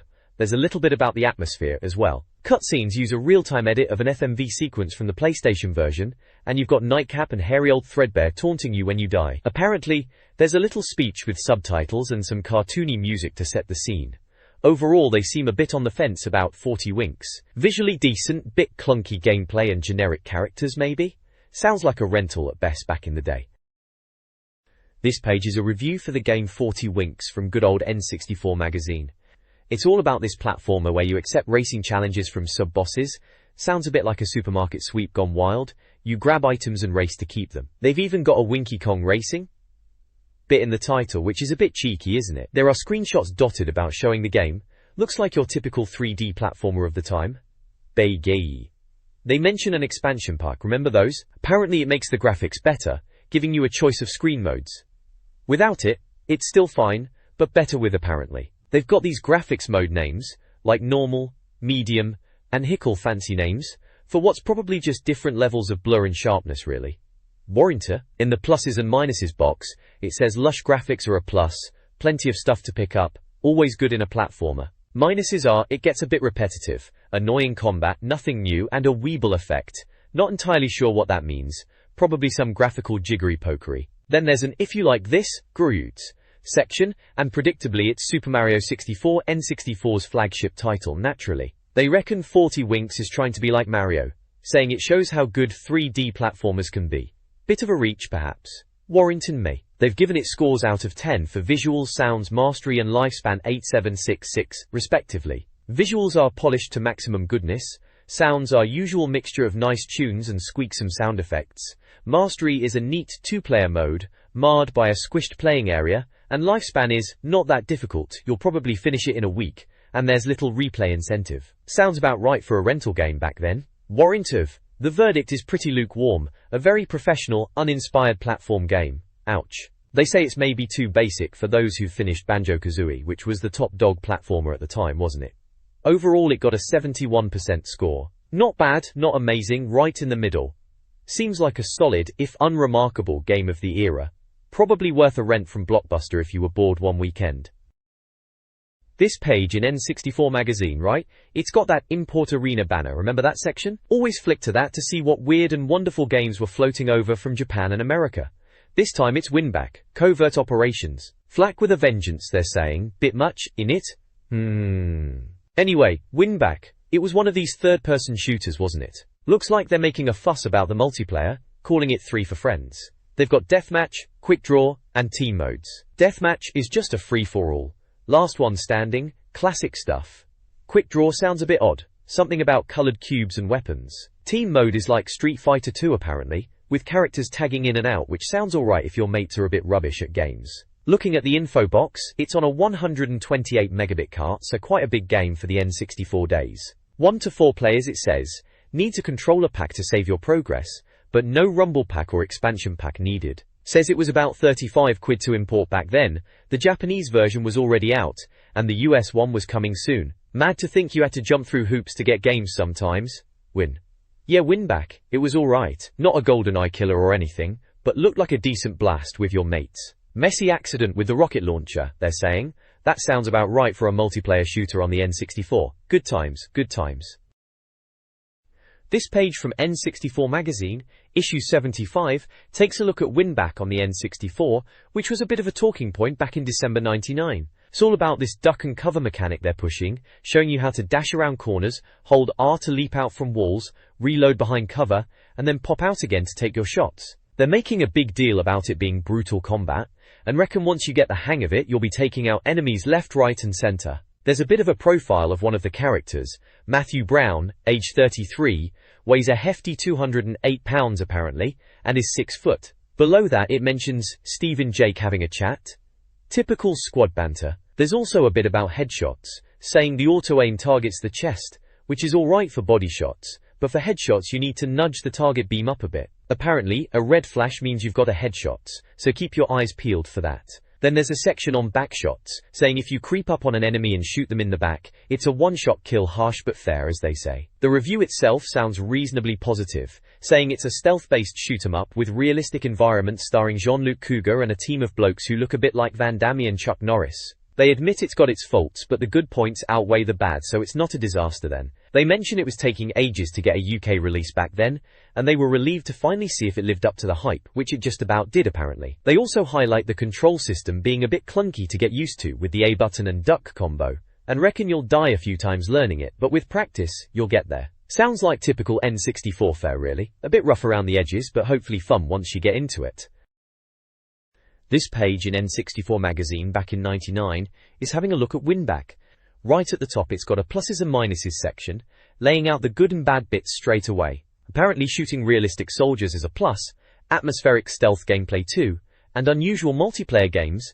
That sounds promising. On the downside they reckon the camera's annoying, the graphics are muddy, and Jean-Luc, who I guess is the main bloke, runs like he's soiled his nappy charming. They've got this sneak and destroy guide in 4 steps, showing how to take out some heavy artillery, which seems typical of these kind of mags, breaking down gameplay bits. Then there's packing heat, going through the weapons. Pistols unlimited ammo is useful, shotgun good for multiple enemies up close, and the machine gun is powerful, but ammo is scarce. There's also a mention of extras, like a silenced pistol and rocket launcher, rare but handy apparently. The verdict section isn't calling it a GoldenEye beta, let's face it, nothing was, but it's saying it's a top shooter in its own right, and there's nothing else quite like it on the N64. It scored 83%, which is a solid score back then. Under if you like this, it says GoldenEye naturally, and reckons you know all about this. One of the greatest games ever. Bit strong, but GoldenEye was good, I'll give them that. Down the side they've got ratings for visuals, sounds, mastery and lifespan. Visuals get a 7, sounds an 8, mastery a 7, and lifespan an 8. Visuals are drab textures, but environments are believable. Sounds are good if you turn the music down. Mastery is a brilliant concept, let down by a fiddly camera, that camera issue coming up again. Lifespan is decent, warm glow after popping someone, classic shooter talk. Overall, sounds like Winback was a decent enough shooter for the N64, not quite GoldenEye level, but worth a look if you were after something a bit different at the time. This page from Club 64, right, classic Nintendo 64 magazine spread. It's got that bright and bold look they all had back then, remember? It's clearly the contents page, showing you what's inside. Main thing shouting out is Jet Force Gemini, Seems like they're doing a guide for that, taking you through the beginning levels. Yeah, Jet Force Gemini, that was rare at their peak, wasn't it? Bit of a blaster, blasting bugs as they say. Though those controls were a tad fiddly, if you're honest. Wonder if they mention that. Looking down the side, there's the usual sections. Mailbox at page 80, always a laugh to see what folks were writing in. Then how-to section on page 92 for Mario Golf, probably giving you tips to play like Tiger Woods, even though we were all probably hacking around like Sunday golfers. Tips extra, at page 96, standard stuff for new releases. Dr. Kit's Game Clinic, at 101, bit of a weird one, remember that? Lie back and let your problems be cured, bit dramatic. Game On, at 102, 8 testing challenges, sounds like minigames or something. I'm the best, at 104, another chance to prove your prowess, probably a high score thing. Skill Club, at 108, something about the Platinum League and becoming a member. Directory, at 112, the N64 Buyer's Guide, essential back then before the internet was everywhere. And then back issues and subscriptions, at 122, gotta keep the magazine going, haven't you? And right at the bottom, December 1999, takes you back, doesn't it? Page 79 of the magazine. Classic N64 mag page layout. The next page in issue 35 of N64 Mag is the mailbox section, or Club 64 as they like to call it. Always a good place to see if your witty letter made the cut. This month's star letter is about Shadowman. Some bloke called Adam Coltman, bless him, actually looked up the Bible quote used in the game, saying about Legion and being many. Turns out the mag got the quote slightly wrong, but they're letting themselves off, saying Shadowman's a cracking game anyway, which it was. Dark and moody shooter. That. Choir. Then there's a letter under Might Get, talking about the Dolphin, which we now know as the GameCube of course. This reader, Cameron Coles, is speculating on what games Rare and Squaresoft might make for it. The editor is having none of it, playing it cool, and saying not to believe rumors, especially tele-rumors. They reckon Rare are definitely on board, probably with a Disney game, but Square is still a bit touchy after the whole falling out from the SNES days, referring to them not doing Final Fantasy VII on the 64, which was a sore point at the time. Correction Corner is next, where they fess up to their mistakes. First up, they mixed up Hot Wheels Hyperbike and Top Gear Hyperbike screenshots in the last issue. David Clack spotted that, and the editor's being sarcastic, saying it was purposeful. Yeah right mate. Then Harry Silo is asking about Quake 2, pointing out that the mag said to use a grenade launcher on the Gladiator on level 3, but there isn't even a Gladiator there. Awkward. Next, Ross Thorne is on about Pokemon Snap, saying throwing balls makes Pokemon change back to normal, which is a bit of a correction marathon apparently. Finally, Tracy Chung is correcting her name and age. They called her Laj and said she was 12 when she's Chung and 13 now. Interesting, says the editor, typical. Last letter, Familiar Things, Liam Fisher is saying Shadowman borrows bits from other games, like Mario, Zelda, Turok 2, and even Dark Souls, which is funny as Dark Souls wasn't even a thing back then, but he's probably talking about similar gritty games. The editor agrees Shadowman isn't totally original. Fair enough. There are screenshots dotted around, Shadowman looking all moody, Link from Ocarina of Time doing his thing, and a Charmander looking cute as you like. Standard mailbox page really, a bit of reader feedback, a bit of banter, and some game chat. This page of Club 64 mailbox in N64 Magazine from December 99, classic stuff really. It's got all the reader letters and game ideas. Right at the top there's a section about launch games for the Dolphin, which we all now know as the GameCube. Daniel from Hampshire is asking about DVD playback, internet connectivity, and backwards compatibility. Backwards compatibility, that was always a big question, wasn't it? Ed, the editor, reckons DVD playback isn't likely, PlayStation 2 is doing the cinema thing, and internet might be in but backwards compatibility is a no-go, which was a bit of a downer for the SNES and N64 fans at the time. Okay. Below that, there's Two Claws, which is about a reader called Mark who made a Turok 2 mask out of papier-mâché. Looks a bit rough and ready, but fair play for effort. Ed says, was he scary? No. Bit harsh, Ed. Then there's His Belly. Someone called David noticed EAD, written on the fat bloke in F0X and in 1080 degrees, and thought they were the same bloke. Ed clears it up. EAD is Nintendo's Entertainment Analysis and Development Division, basically where all the game design wizards at Nintendo Japan work. So not one fat bloke, but a whole department of game geniuses apparently.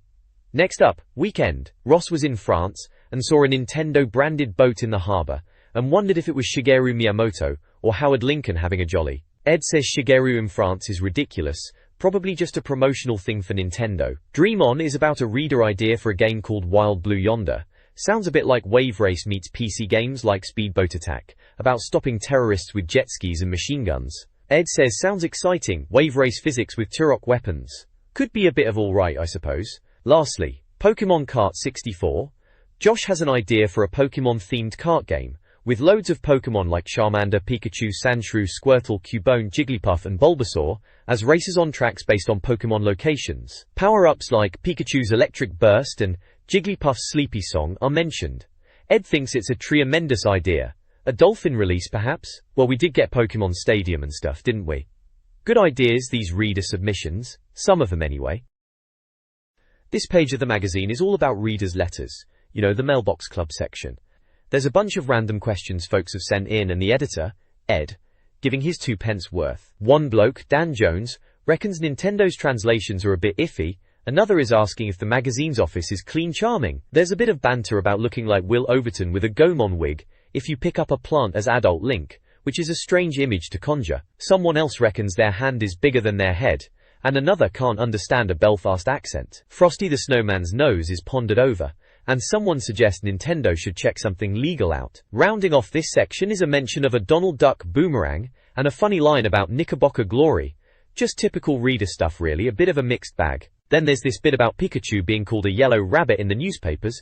They were making a big deal about the Pokemon craze, comparing it to Teletubbies and Furbies. Those were the days, eh? Everyone was going mad for Pokemon. Next up, a letter from someone called Alan Voik complaining about the N64 RAM expansion and how it doesn't really do much. Ed basically agrees, saying it's just temporary memory.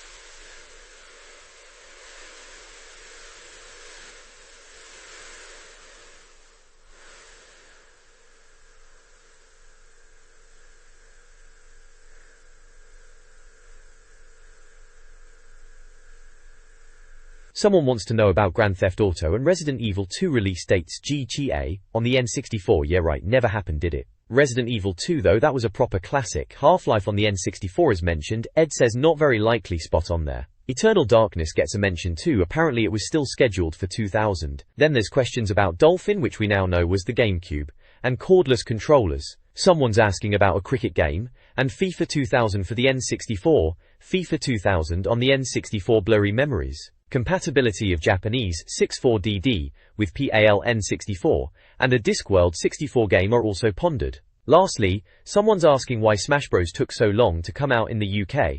Apparently Nintendo held it back until Pokemon was properly popular here so people knew who Pikachu was marketing, eh? And finishing up with someone wondering about the release of Snowboard Kids 2 in the UK, which Ed reckons might be after Christmas.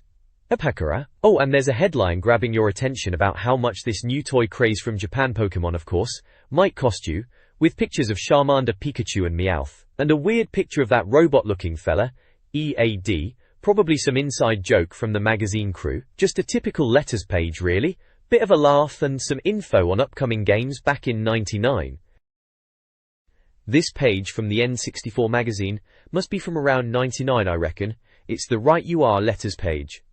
It's got that classic late 90s vibe, with the ripped paper effect, and bold yellow text. They're basically saying if you disagree with their reviews, then get writing and they might print it.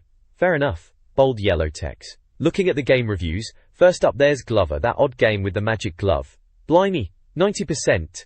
Someone in Oxford was really keen. They reckon it's underrated, massive challenge, and the glove thing is genius. Bit strong comparing it to Mario mind you, but each to their own. Then there's Episode 1, Racer, getting a much more lukewarm 69%. Yeah, I remember that one. Released to cash in on the Phantom Menace hype, naturally. This reviewer in Salisbury says it was rushed out, AI's a laugh, and the cutscenes are rubbish. Sound familiar for movie tie-ins of that era. FIFA 99 gets a solid 89%. Can't argue with that, it was always a safe bet back then, wasn't it? This Aussie reviewer reckons it's the best footy game. Loads of teams, even Fatboy Slim on the soundtrack. Those were the days. Lastly, Body Harvest gets a 75%. Mixed feelings here from a King's Lynn gamer. They're calling it disappointing and repetitive, saying it's just wave after wave of enemies. They even mention Zelda and Turok 2 being better, which is a bit harsh maybe. Sound and graphics were shocking according to them. Each to their own I suppose, not every game can be a winner. At the bottom they've got the address again to send your letters to if you fancy a moan or praise, old school snail mail and email address too, very modern for the time. And that's your lot, page 84, from issue 35 of N64 Mag. Takes you back, eh? This page is all about Jet Force Gemini on the N64, remember that one? Crikey, they were calling it amazing right off the bat. It's a how-to guide for kicking intergalactic butt, focusing on the early missions, so it's clearly aimed at getting you started. They've got a section called Mercenary Training, which is a bit of a laugh, breaking down tips into categories like accuracy, telling you to use target mode, which was fairly standard for the time in these sorts of games. Heads Will Roll is all about headshots, no surprise there, especially after GoldenEye, headshots were all the rage. Delving into the unknown is just about being careful when exploring. Common sense, really. Proximity Warning is about Floyd, your little robot pal, warning you about nearby enemies. That was a neat little touch. And then Shield Ants, those pesky critters, suggesting a few ways to deal with them, like charging in or being sneaky. Down the side, they've got a What We Said bit, boasting about giving it a stonking 93% back in issue 34. So much fun you'll want to shout and thank Rare that somebody still cares about gameplay. Bit strong words there, eh? But yeah, Jet Force Gemini was a looker back then, proper Rareware goodness. Good times. This page is having a look at a couple of games, Juno and SS Anubis. Outset Goldwood for Juno is the first mission. Apparently you're liberating a village from the Mizar's forces. They're advising a cautious start if you're new to it, picking off guards carefully from behind huts. Probably wise, no need to go in all guns blazing and get mullered straight away. It mentions ants charging at you as well, lovely. For SS Anubis it looks a bit more sci-fi, set in a docking bay.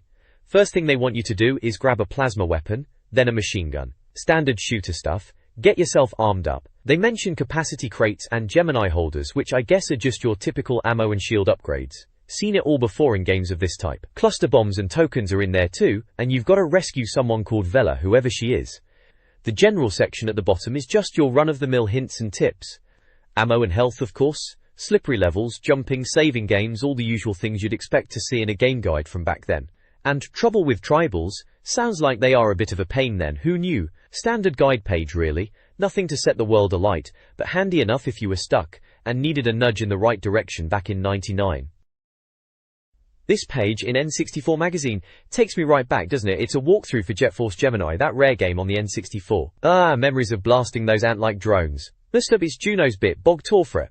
Looks like you're legging it through a swamp, dodging drones, to find King Jeff. Apparently this King Jeff bloke wants a tri-rocket launcher, sounds about right for a Swamp King. Then it's tomb raiding for grenades and capacity crates for the plasma shotgun and tri-rocket launcher. Capacity crates, always vital, weren't they? I remember always being on the hunt for those. Whoa! Next it's Juno again, Bridge Torfret. This time, it's mutants in a lake. Plasma shotgun time. Just blast them and keep running apparently. Then you're off to find some trousers in a tree, classic rare humor.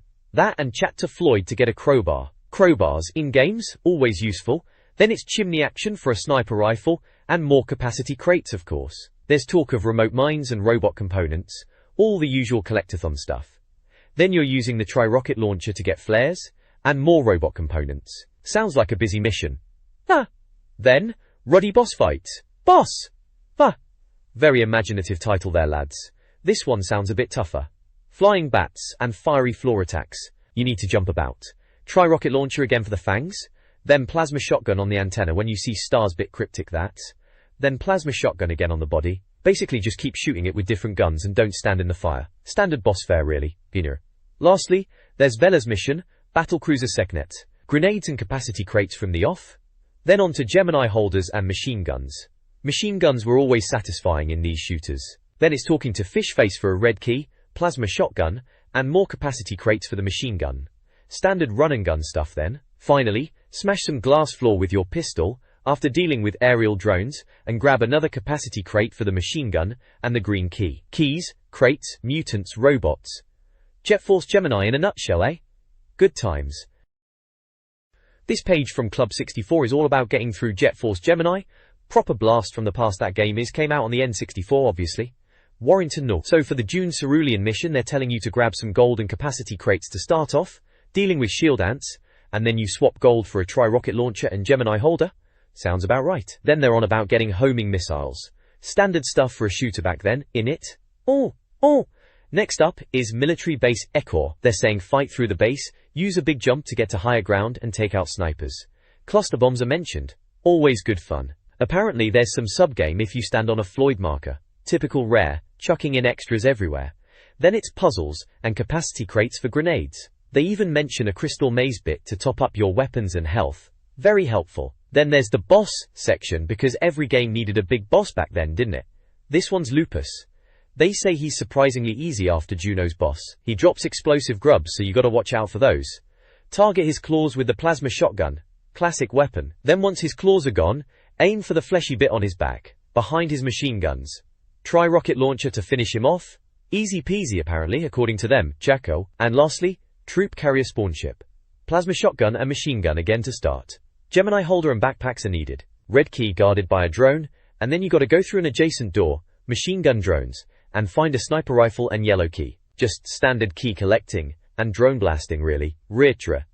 Oh, and there's a bit about Oil Can Alley, one of those sub-games to get medals. Gotta collect oil cans within a time limit. Arcade chip is mentioned, and medals for doing well. Sounds like a bit of filler to be honest, but hey, it's Jet Force Gemini, so probably still decent fun. This page in Club 64, right, it's all about getting you through Lupus. Blimey Lupus, remember that one? It's giving you the walkthrough for a few missions. Bluffrith Essa is first up, telling you to grab the capacity crate, Gemini holder and backpack. Apparently if you go behind the waterfall, there's a cave with homing missiles. Then it's up the mountain to finish the level. Sounds like a bit of a trek. Next it's Approach Escherbone, where you're told to look for a rock and then chuck grenades at something's tongue. Charming. Then, Thorax Escherbone involves a narrow rocky ledge and picking up a Gemini holder and magenta key. Finally, it's on to the boss fight, and apparently, there are two of them. First off, focus fire on one, apparently with the tri-rocket. When it jumps onto rocks, switch to the pistol to target its tail. Then, when they start spitting rocks at you, you'll need homing missiles.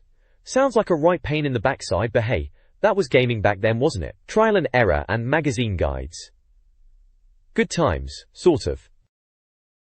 This page is from N64 Magazine, looks like issue 35. It's all about Mario Golf on the N64, remember that one? How to hit like Tiger Woods in Mario Golf, it says, bit cheeky. They're saying to thrash your opposition and earn those characters to impress the princess. Fair enough. They've got a What We Said section, where they reviewed the PL version back in issues 34 and 35, and gave it a stonking 90%. Calling it the best golf game you can buy, and a finest outing for Matza since his karting days, which is a bit of a dig, classic magazine review humor. Then there's a section called Playing with the Big Boys, about using the aiming grid in the game. Explains how the grid works, and how it assumes straight shots, which is a bit optimistic in Mario Golf. It suggests switching to jump mode, to judge distances, and adjusting for fade or draw, if your character does that. And of course they mention weather conditions affecting your shots.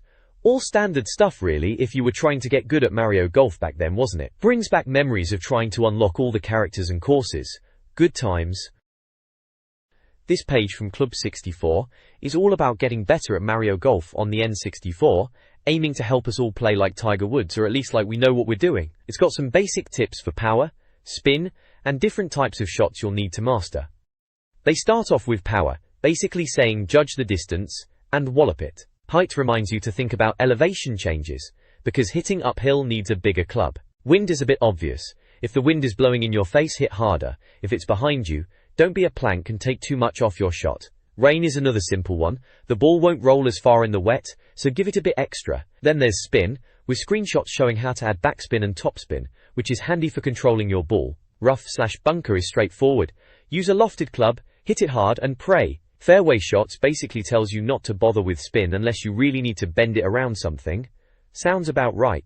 Approach shots are all about backspin to stop the ball rolling past the hole when you land on the green. And finally, getting rough gives some advice for when you're really in the thick stuff, suggesting you either use a pitching wedge with loads of power, or even a driver to punch it out, though they admit you're not likely to judge the distance very well with that approach. Looking at the screenshots, it's all classic Mario Golf. Peach and Luigi are there looking cheerful, even Bowser is grinning in the background on the side of the page.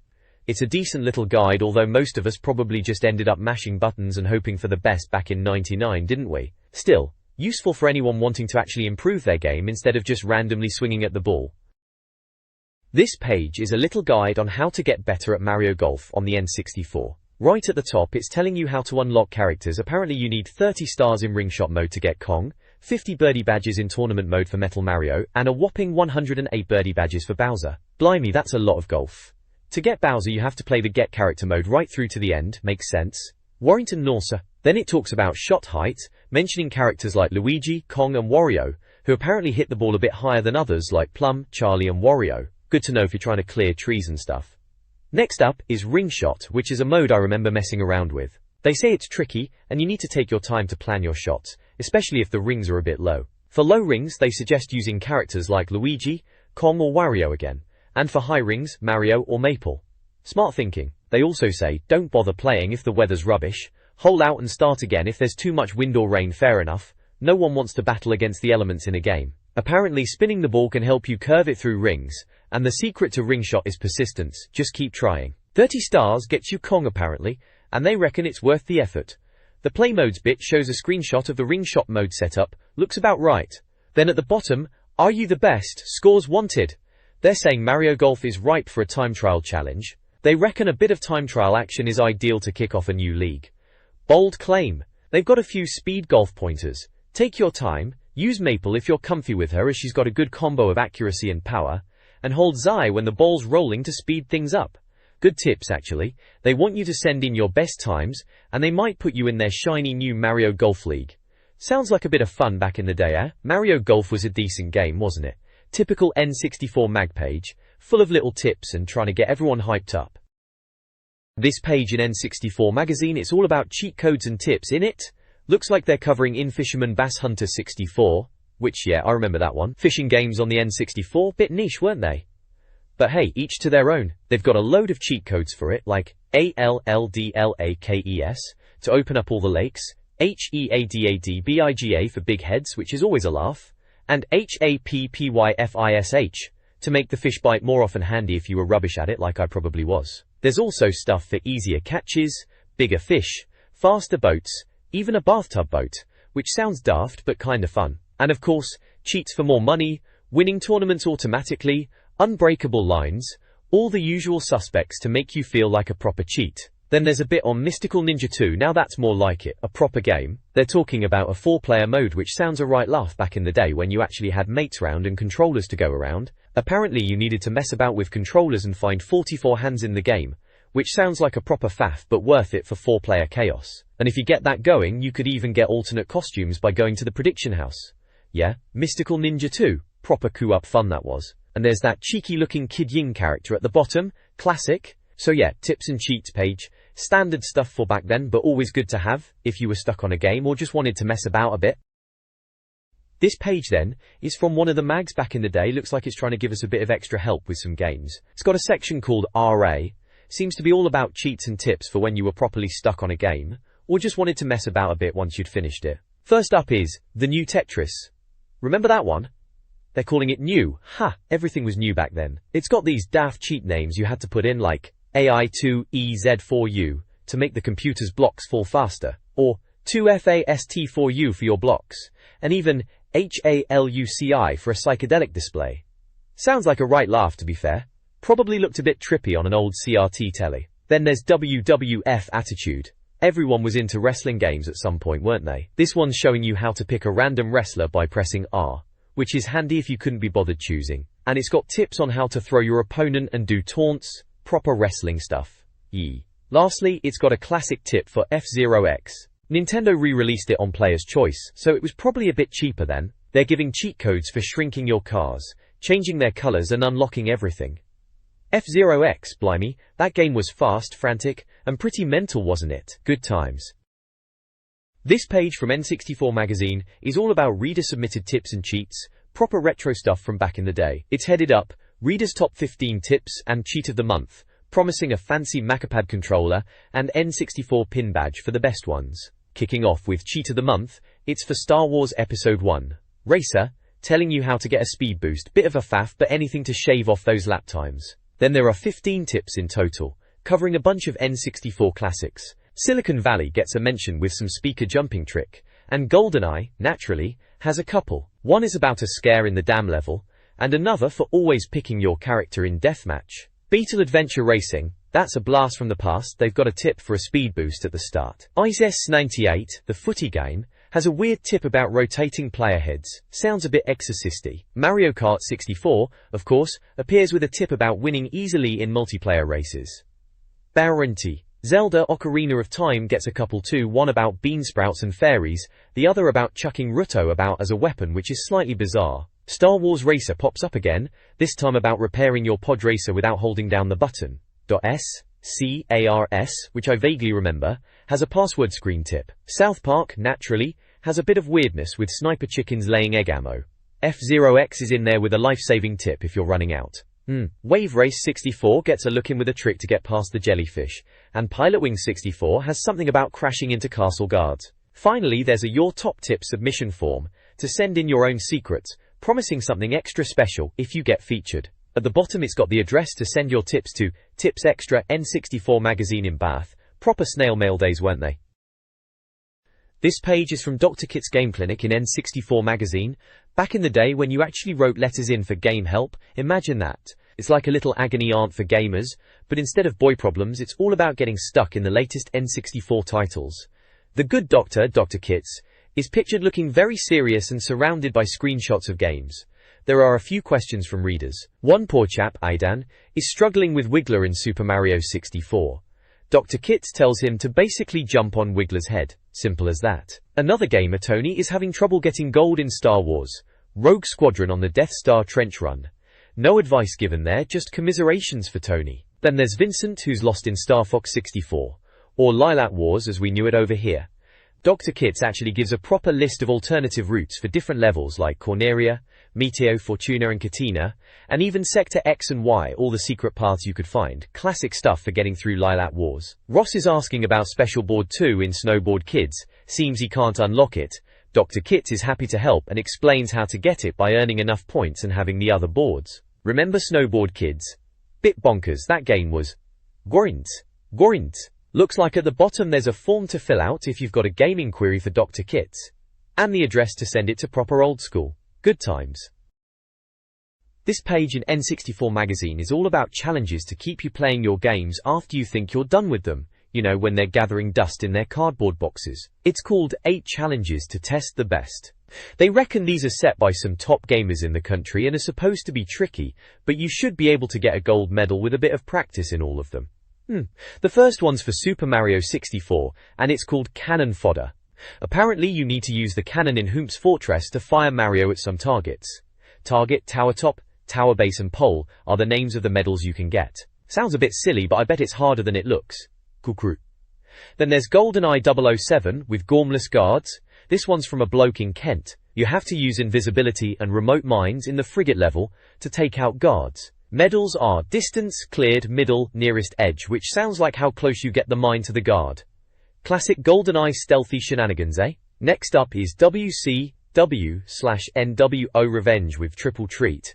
This one's a multiplayer challenge from a Stephen Adams from Dundee. You need 4 players, set it to Battle Royal, and the idea is to be the first to properly batter the 4th player into submission, pinfall, submission or TKO. Medals are for how quickly you can do it. Score, 10, 15, 20 seconds. Wrestling games were always good for a laugh with mates. Total button mashers. Finally, Pilotwings 64 gets a look in with Mecha Hawk Mayhem.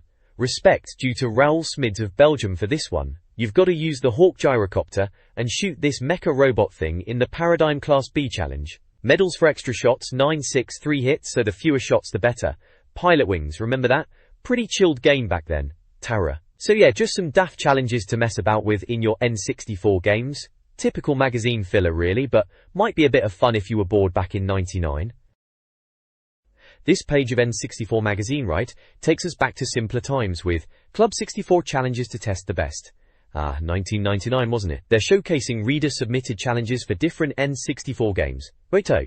First up, we've got IS-98 with Vinnie Jones, remember that football game? This challenge, sent in by a Sam Fenwick, is all about being a proper hard man, like Vinnie himself. The aim is to foul as many players as possible, get yellow cards, and then play a 7-minute match. Points are awarded for wounding players and properly stretching them off the pitch. Right bit of cheeky fun if you were into that sort of thing. Sawa. Next we're on to F1 World Grand Prix for the Carnage Challenge. Barney Howes from Essex suggests racing around Monaco's Monte Carlo circuit, but the twist is to deliberately crash into all the other cars before properly racing. It's about seeing how quickly you can cause total chaos without wrecking your own motor. Sounds like a laugh, probably more entertaining than actually trying to win the race, let's be honest. Then there's GoldenEye 007, with a tag tournament. Russell Francis from Shrevenham came up with this one. It's tag, but with GoldenEye weapons on the facility level, slappers only, and a 10-minute time limit. You're it until you slap someone else. Points are based on how many times you tag someone, and apparently hiding in the toilets is banned. Which is fair enough. Spoilsport move that. Finally, there's Diddy Kong Racing and overhead lamps. Someone who is mysteriously anonymous sent this one in, playing on Star City track, and you've got to weave your plane between the lampposts in the level. Start the clock as you pass the first pair, then time how long it takes to get through the course. They reckon the plane is tricky to control, so it's supposed to be a proper challenge. Below all that, there's a section called Now It's Your Turn, encouraging readers to send in their own weird ways of playing your favorite games for things like Mario 64, GoldenEye deathmatches, and Zelda time challenges. If they like your idea, you might even get a prized N64 pin badge. Blimey, those were the days, weren't they? Sending off your challenge ideas to N64 Magazine. Proper retro. This page in the magazine is screaming, "I'm the best at us," asking if you think you're tough enough for the Ultimate Gaming League. A bit full on, as usual for these mags back then. So kicking things off is Star Performance, and apparently, a chap named Daniel Carlson from Sweden is getting a checkbook and a pen for being pretty quick at Diddy Kong Racing. A checkbook and pen. How quaint.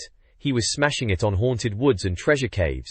And get this, he's even getting a new Interact joypad as a prize. Someone's living the dream. Warrington. Then there's a section called New High Score, all about Wipeout 64. Anthony K. from Macclesfield has apparently set a blindingly fast time on the Solana track. They mention the Macopad 64 controller, remember those things? Never really took off, did they? Next up, this month's time to beat is focused on Mario Golf. Apparently someone called Martin is obsessed with it, so much so, he's written all the tips for it in the mag. The challenge is to beat 15 minutes on Toad Highlands using the Speed Golf mode. Another Interact joypad for the winner. They're really pushing those pads in this issue. Tie. Finally, they've got a table of F1 World Grand Prix UK, times only. It's basically leaderboards for different race circuits like San Marino, Spain, Canada, Hungary, Belgium and Austria. There are a few names that seem to pop up a lot, like Christopher Gregory, Jack McCarthy, Joachim Kloers and Christopher Thorbjornsson. Those were the guys to beat if you wanted to be anyone on the N64 racing scene back then. This page then, it's all about the Skill Club 64, remember that? It was a bit of a thing back in the day in N64 Magazine. Proper old school competition to prove you were a top gamer. They've even added a platinum level now, fancy that. So the idea was you played these 20 games listed on the entry form, and you had to be good at them obviously. If you could boss 3 of them you got a bronze badge, 7 for silver, and 10 for gold. Blimey, 10 for gold seemed like a lot back then. Now they've got platinum, you'd need to conquer 14 games. Seems a bit excessive to me. But if you were mega skilled, you could get a t-shirt, a badge, a pin badge, and a certificate. Plus, if you managed to upgrade from silver to platinum, you even won a Nugent Manta Ray pad, a serious bit of kit in '99. Looking at the games list, it's a right mixed bag, isn't it? You've got your big hitters like Super Mario 64, GoldenEye 007, Mario Kart 64, and Zelda Ocarina of Time, naturally. Then there's the racing games Diddy Kong Racing, or DKR as it's called here, F-Zero X, Wave Race 64, Pilotwings 64, Beetle Adventure Racing, which they are calling Blastcore for some reason, and even F1 World Grand Prix. Bit of footy with FIFA 99, and International Superstar Soccer 64, which they've written as ISS 64. Then you've got your shooters, Lilac Wars, Turok, and Turok 2. Couple of platformers, Yoshi's Story, and Banjo-Kazooie. Oh, and Rogue Squadron, 1080 degrees snowboarding, and Star Wars Racer. Something for everyone, I suppose. To prove you were legit, they wanted photographic or video evidence. Imagine having to record your telly screen. They've even got instructions on how to take photos, turn off the flash and use fast film, and how to record videos, involving signal sockets and spare channels. It all sounds a bit complicated now, doesn't it? Still, it was a proper competition back then. You filled out the entry form on the bottom, sent it off with your proof, and waited to see if you were skilled enough to join the Skill Club 64 Elite. Good times, eh? The next page here is all about Club 64 Skill Club challenges. Right, let's have a look at these then. It seems to be a bunch of challenges set for different N64 games, and they want you to send in proof to get on some sort of leaderboard, I suppose. Warrington. First up is Super Mario 64. Blimey, find all 120 stars, eh? Bit of a tall order that for some back then anyway, everyone knows how to do that now. Diddy Kong Racing wants you to finish in mirror mode, sounds tricky. Yoshi's Story asks you to score over 34,848, never really got into that one myself. Banjo-Kazooie wants you to complete it in under 5 hours. With all the jigsaw pieces and notes, that's pushing it a bit, isn't it? Gore! Lilac Wars, or Star Fox 64 as it's known over in the colonies, wants to score over 80,000 in contest mode, that's doable. GoldenEye 007 wants you to finish the game on all 3 settings and wants proof of the 007 mode level editor. Showing off a bit there, are we? 1080 Snowboarding Challenge is to finish the game with 1,500 hits, or more.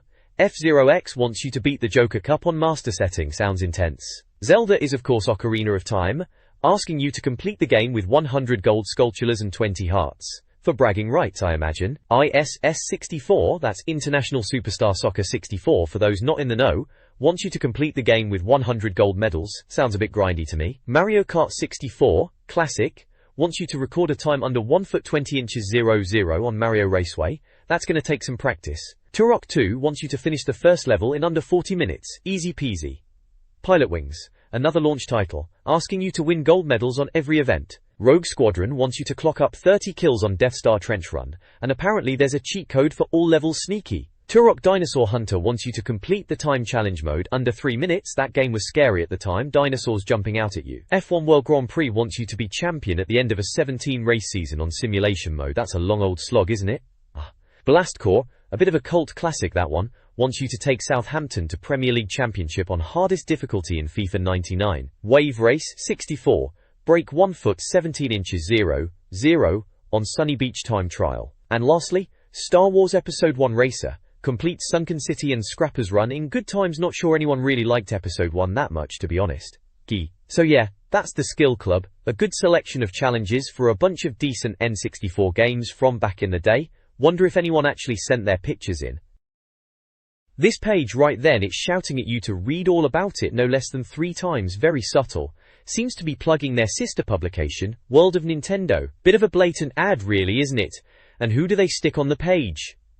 Well, it's only Bleeding Mario, that dotty fella staring out at you. It's all very look at us, we do Nintendo. Issue 35, page 124 of the magazine if you're keeping score at home. Not much else to say really, a very simple page getting the message across with a big Mario face, and telling you to read more Nintendo news elsewhere. Straight to the point, I'll give them that. The next page is a right blast from the past, innit? Looks like the front page of a Nintendo mag from back in the day, July 17th, 1999 to be precise. The big headline screams, Big Hand claims 17,836th victim. Seems a bit grim, but reading on, it's about this F-Zero racing game. Apparently some poor bloke named Arnold Pico, described as a barely human tortoise-like mutant, crashed his wild goose craft, and added to the death toll of the Big Hand racetrack. Sounds like F-Zero X was still causing carnage, even then. They mention a guy called Captain Tom Falcon won the Joker Cup tournament. He's quoted saying something sarcastic about the death being something cheeky. Then there's another article called World Destroyed, Citizens Jubilant, which is about Blastcore.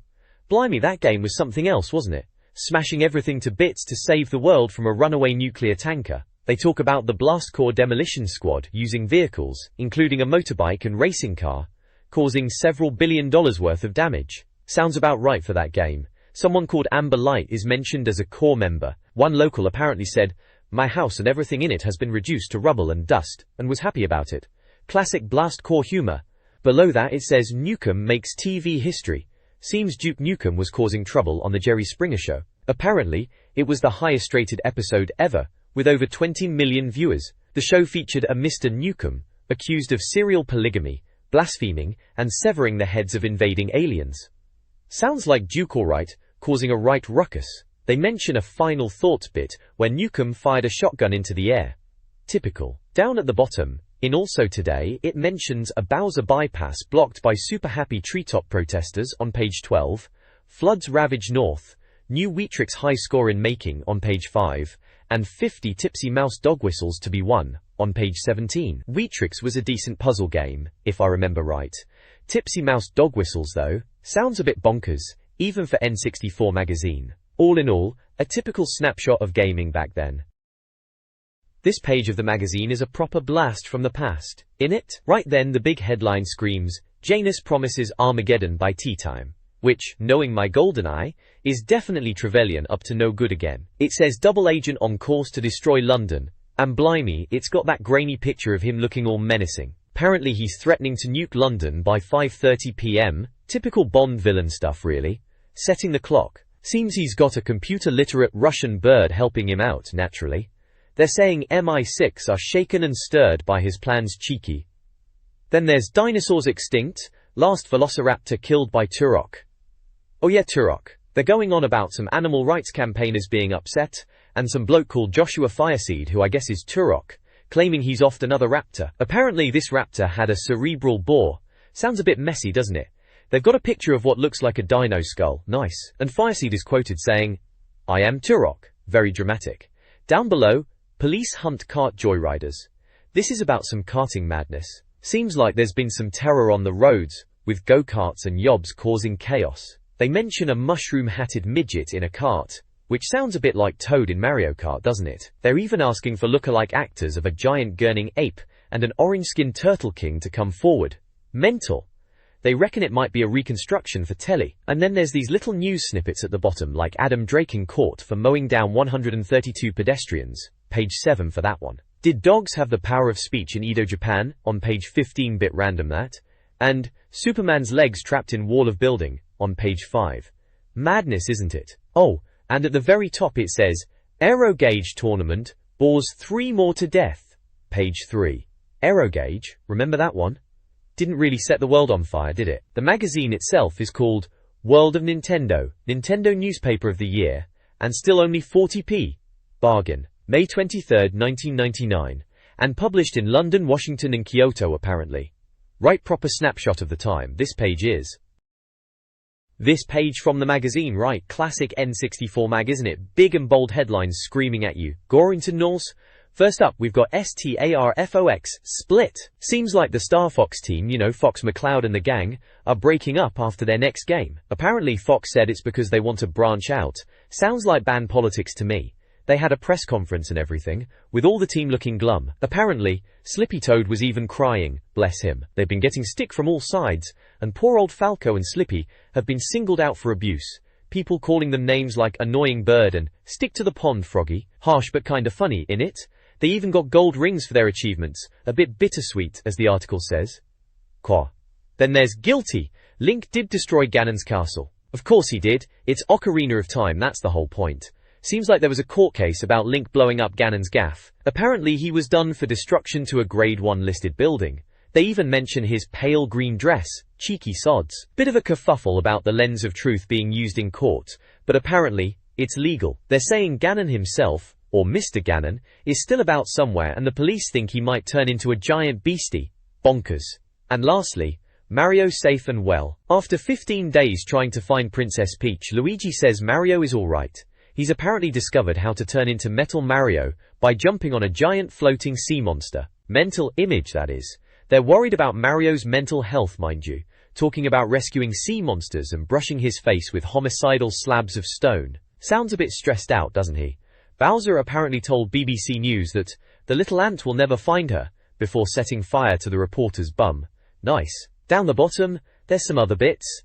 Micro Machines race abandoned after driver drowns in cornflakes. Page 13. Right then, Midspace BFG Bloodbath kills 3. Page 5. Sounds like a bit of Doom action gone wrong. And poor old Tony Gubba got sacked for endless repetition. Page 7.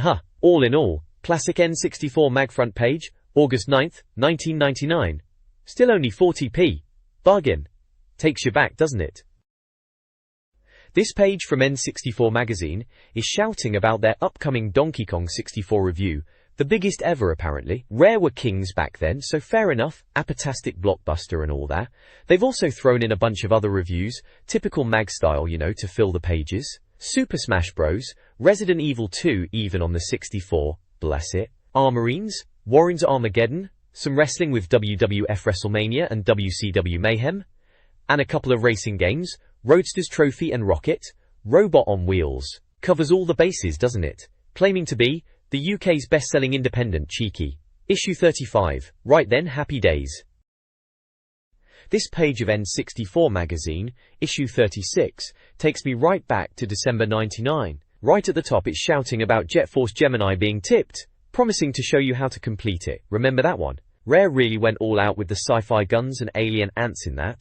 Warrington also has underneath it's teasing even more pics for Zelda Gaiden Majora's Mask, I suppose we'd call it now, that weird and wonderful Zelda game. Plus Perfect Dark, still riding the hype from GoldenEye, and something called Super Mario Adventure, which sounds a bit generic, doesn't it? Wonder what that was. Windy. Then it's reviewed, and they've got Destruction Derby, Road Rash 64, and South Park Rally. Bit of a mixed bag those. Destruction Derby was always a laugh for mindless crashes. Road Rash on the 64, well, it was alright, and South Park Rally, probably one of those games that was more about the license than the actual gameplay, if you know what I mean. Down the right side, in yellow boxes, they're promising the first news on the latest N64 games, tons of new tips and cheats, every Japanese and US game reviewed, a new Skill Club 64, and loads of prizes. Standard magazine fare back then, trying to give you a bit of everything, weren't they? The only reviews you can trust, it claims. Bit cheeky that. And at the bottom there's a plus, absolutely free, section with a question mark box. It mentions N64 trump cards from the previous month and says there's another storming free gift next month. Always good to get a bit of tat with your magazine, wasn't it? Trump cards, wonder what those were like. Probably not worth much now. So yeah, pretty typical N64 mag page from that time. Lots of promises, and a look at the games that were out or coming soon for Christmas. Good times, good times. This page features a look back at Silicon Valley, or Space Station, Silicon Valley as it was also known. Right then, this is one of those quirky rare games for the N64, isn't it? The reviewer seems quite taken with it, talking about racing a dog on wheels and controlling different animals, even murdering them to inhabit their bodies. Sounds a bit grim when you put it like that, but typical Rare humor, I suppose. They mention platforming, puzzling, strategy and shooting, so a bit of everything then. On the right-hand side, there's an index for issue 35. Looks like 40 Winks is reviewed, along with bits on Destruction Derby 64, Donkey Kong 64, and Earthworm Jim 3D, EXE5 TEBIKE 64, Gauntlet Legends, and a how-to guide for kick intergalactic butt in Jet Force Gemini, and also for playing like Tiger Woods in Mario Golf. They've got a review of Knockout Kings 2000, a quiz, something called New Goods, Perfect Dark Future Look, Planet Game Boy, Planet Pokemon, Rayman 2, Rainbow Six, Resident Evil 2 Future Look, Ridge Racer 64, Road Rash 64, Skill Club 64, South Park Chef's Lushak, Top Gear Rally 2, and Turok, Rage Wars. Crikey, that's a lot crammed in. Also, a preview of Xena, Warrior Princess game. Looks like this issue was on sale, Wednesday the 3rd of November, and the next one was due on Monday the 29th of November. Goodness me, takes you back, doesn't it? Remember picking this up from W.H. Smith's?